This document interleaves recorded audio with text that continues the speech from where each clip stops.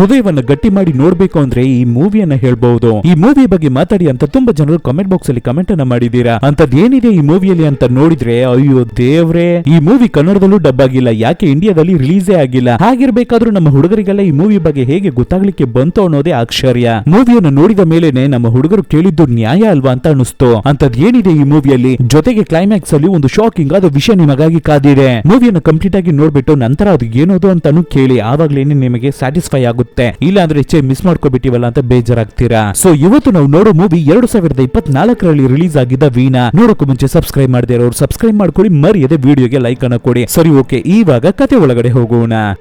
Opening scene ಅಲ್ಲಿ ಒಬ್ಬಳು Indonesian ಹುಡುಗಿ ಬ್ಯೂಟಿ ಪಾರ್ಲರ್ ಅಲ್ಲಿ ಮೇಕಪ್ ಅನ್ನ ಮಾಡಿಸ್ಕೊತಿರ್ತಾಳೆ. ಆವಾಗ ಅವಳ ಫ್ರೆಂಡ್ ಬರೀ ಐಸ್ ಕ್ಯೂಬ್ಸ್ ಅನ್ನ ಮಾತ್ರ ಒಂದು ಡಬ್ಬಿಗೆ ಹಾಕಿ ತಂದು ಕೊಡ್ತಾಳೆ. ಅದನ್ನ ಈ ಹುಡುಗಿ ಸ್ನಾಕ್ಸ್ ತಿನ್ನೋ ರೀತಿ ತಿಂತಿರ್ತಾಳೆ. ನಾವೆಲ್ಲ ಮಿಕ್ಸರ್ ತಿಂತೀವಲ್ಲ ಆ ರೀತಿ. ಅದನ್ನ ನೋಡಿದ ಬ್ಯೂಟಿ ಪಾರ್ಲರ್ ಅಲ್ಲಿ ಕೆಲಸ ಮಾಡುವ ಅಜ್ಜಿನೇ, ಏನಮ್ಮ ಇದನ್ನ ನೀನು ಸ್ನಾಕ್ಸ್ ಆಗಿ ತಿಂತಿದೀಯಾ, ನಿನಗೆ ತಿನ್ನೋದಕ್ಕೆ ಬೇರೆ ಏನು ಸಿಗ್ಲಿಲ್ವಾ ಅಂತ ಕೇಳಿದ್ರೆ, ನನಗೆ ಇದೇನೇ ಅಜ್ಜಿ ಇಷ್ಟವಾಗ್ತಿರೋದು ಅಂತ ಹೇಳಿ ಚೆನ್ನಾಗಿ ತಿನ್ಬಿಟ್ಟು ಅಲ್ಲಿಂದ ಹೊರಡ್ತಾರೆ. ನಂತರ ಒಂದು ಜಾಗದಲ್ಲಿ ಥಾಯ್ಲೆಂಡ್ ಕಲ್ಚರಿನ ಡ್ರಾಮಾ ನಡೀತಿರುತ್ತೆ. ಅದನ್ನ ಕೂತು ನೋಡ್ತಿರ್ತಾರೆ ಫ್ರೆಂಡ್ಸ್. ಮನೆಯಿಂದ ಫೋನ್ ಕಾಲ್ ಬರುತ್ತೆ, ಬೇಗನೆ ಮನೆಗೆ ಬಂದು ಸೇರಿ ಅಂತ. ಸರಿ ಅಂತ ಈ ಹುಡುಗಿಯರು ಹಿಂದೆ ತಿರುಗಿ ನೋಡಿದ್ರೆ ಇವ್ರುಗಳಿಗೆ ಗೊತ್ತಿರುವ ಹುಡುಗರು ಬೈಕ್ ಅಲ್ಲಿ ಬಂದಿರ್ತಾರೆ. ಸರಿ, ಬಸ್ಸು ಆಟೋ ಅಂತ ಕ್ಯಾಚ್ ಮಾಡಿ ಹೋಗೋದು ಬೇಡ, ನಾವು ಇವ್ರುಗಳ ಜೊತೆನೆ ಮನೆಗೆ ಹೋಗ್ಬಿಡೋಣ ಅಂತ ಅನ್ಕೊಂಡು ಹುಡುಗಿಯರು ಹುಡುಗರ ಜೊತೆ ಮಾತಾಡಿ ಅದೇ ರೀತಿ ಅವ್ರಗಳ ಗಾಡಿಯಲ್ಲಿ ಕೂತ್ಕೋತಾರೆ. ಆದ್ರೆ ಎರಡು ಗಾಡಿನೂ ಹೋಗುವ ರೂಟ್ ಬೇರೆ ಬೇರೆ. ನಮ್ಮ ಹೀರೋಯಿನ್ ಒಂದು ಗಾಡಿಗೆ ಹತ್ಕೋತಾಳೆ, ಹಾಗೆ ಹೋಗ್ತಿರ್ತಾರೆ. ಹೋಗೋ ದಾರಿಯಲ್ಲಿ ಯಾವುದೋ ಡೆಲಿವರಿ ಕೆಲಸವನ್ನ ಮಾಡ್ಬೇಕಾಗಿದೆ ಅನ್ಸುತ್ತೆ ಆ ಹುಡುಗನಿಗೆ. ಸೊ ಆ ಜಾಗದಲ್ಲಿ ಡೆಲಿವರಿಯನ್ನ ಮಾಡಿಬಿಟ್ಟು ಹಿಂದೆ ತಿರುಗಿ ನೋಡಿದ್ರೆ ಇವ್ರುಗಳು ನಾಟಕವನ್ನು ನೋಡ್ತಿರ್ಬೇಕಾದ್ರೇನೆ ಇವ್ರುಗಳನ್ನ ಒಬ್ಬ ಹುಡುಗ ಬೈಕ್ ಅಲ್ಲಿ ಕೂತು ವಾಚ್ ಮಾಡ್ತಾನೆ ಇದ್ದಿರ್ತಾನೆ. ನಂತರ ನಮ್ಮ ಹುಡುಗರು ಅಲ್ಲಿಂದ ಹೊರಟ ಮೇಲೆ ಅವರುಗಳನ್ನ ಫಾಲೋ ಮಾಡಿನೇ ಬಂದಿರ್ತಾನೆ. ಆದ್ರೆ ಇಲ್ಲಿ ಡೆಲಿವರಿ ಮಾಡುವ ಜಾಗದಲ್ಲಿ ಒಂದು 10 ಹುಡುಗರು, ಎಲ್ಲ ರೌಡಿಗಳು, ಕೇಡಿ ಪೊರ್ಕಿಗಳು ಬೈಕ್ ಅನ್ನು ಥ್ರಾಟಲ್ ಮಾಡ್ತಾನೆ ಇರ್ತಾರೆ. ಹಾಗೆ ನಮ್ಮ ಹುಡುಗರನ್ನ ಫಾಲೋ ಮಾಡಿ ಬರ್ತಾನೆ ಇರ್ತಾರೆ. ಇವ್ರುಗಳು ಒಂದು ಬ್ರಿಡ್ಜ್ ಮೇಲೆ ಹೋಗ್ಬೇಕಾದ್ರೆ ಏನು ಸುಮ್ನೆ ಇವ್ರುಗಳ ಹತ್ರ ಗಲಾಟೆ ಮಾಡ್ಬಿಟ್ಟು ಬಿಟ್ಬಿಡ್ತಾರೆ ಅಂತ ಅನ್ಕೊಂಡ್ರೆ, ಗಾಡಿ ಓಡಿಸ್ತಿರುವ ಹುಡುಗನ ತಲೆಗೇನೆ ಒಂದೇ ಏಟು ಅಷ್ಟೇ. ಗಾಡಿ ಹಾಗೆ ದಬಾಕೊಳ್ಳುತ್ತೆ. ಕೆಳಗಡೆ ಬಿದ್ದಿದ್ದ ತಕ್ಷಣ ಒಂದು ದೊಡ್ಡ ದೊಣ್ಣೆಯನ್ನು ತಗೊಂಡು ಹೋಗಿ ಆ ಹುಡುಗಿ ಮುಖಕ್ಕೇನೆ ಪಾಪ ಪುಣ್ಯ ನೋಡದೆ ಸೊರ್ರೆಯಾಗಿ ಹೊಡಿತಾರೆ. ಈ ಕಡೆ ಆ ಹುಡುಗನಿಗೆ ಒಡಿ ಅಂತ ಹೊಡಿತಿರ್ತಾರೆ. ಈ ಕಡೆ ಆ ಹುಡುಗಿಗೆ ಹೆಣ್ಣು ಹುಡುಗಿ ಅಂತ ಕೂಡ ನೋಡ್ಲಿಲ್ಲ, ಮತ್ತೆ ದೊಣ್ಣೆಯನ್ನು ತಗೊಂಡು ಸೊರ್ಸೊರೆಯಾಗಿ ಹೊಡಿತಿರ್ತಾರೆ. ಫೈನಲಿ ತಲೆಗೆ ಒಂದು ಏಟು ಅಷ್ಟೇ. ಆ ಹುಡುಗಿ ಅನ್ಕಾನ್ಶಿಯಸ್ ಆಗ್ಬಿಡ್ತಾಳೆ. ಕಟ್ ಮಾಡಿದ್ರೆ ನೆಕ್ಸ್ಟ್ ದಿನ ಬೆಳಗ್ಗೆ ಪೊಲೀಸರ್ಸ್ ಎಲ್ಲ ಆ ಜಾಗಕ್ಕೆ ಬಂದ್ಬಿಟ್ಟಿರ್ತಾರೆ. ಕಾಮನ್ ಜನರೆಲ್ಲ ಬಂದ್ಬಿಟ್ಟಿರ್ತಾರೆ. ಇಬ್ಬರು ಬಾಡಿ ಬಿದ್ದಿದ್ದ ಜಾಗದಲ್ಲಿ ಡ್ರಾಯಿಂಗ್ ಎಲ್ಲ ಮಾರ್ಕ್ ಮಾಡಿಟ್ಟಿರ್ತಾರೆ. ಇಬ್ಬರು ಆ ಜಾಗಕ್ಕೆ ಬರ್ತಾರೆ, ಅಜ್ಜ ಮತ್ತೆ ಅಪ್ಪ.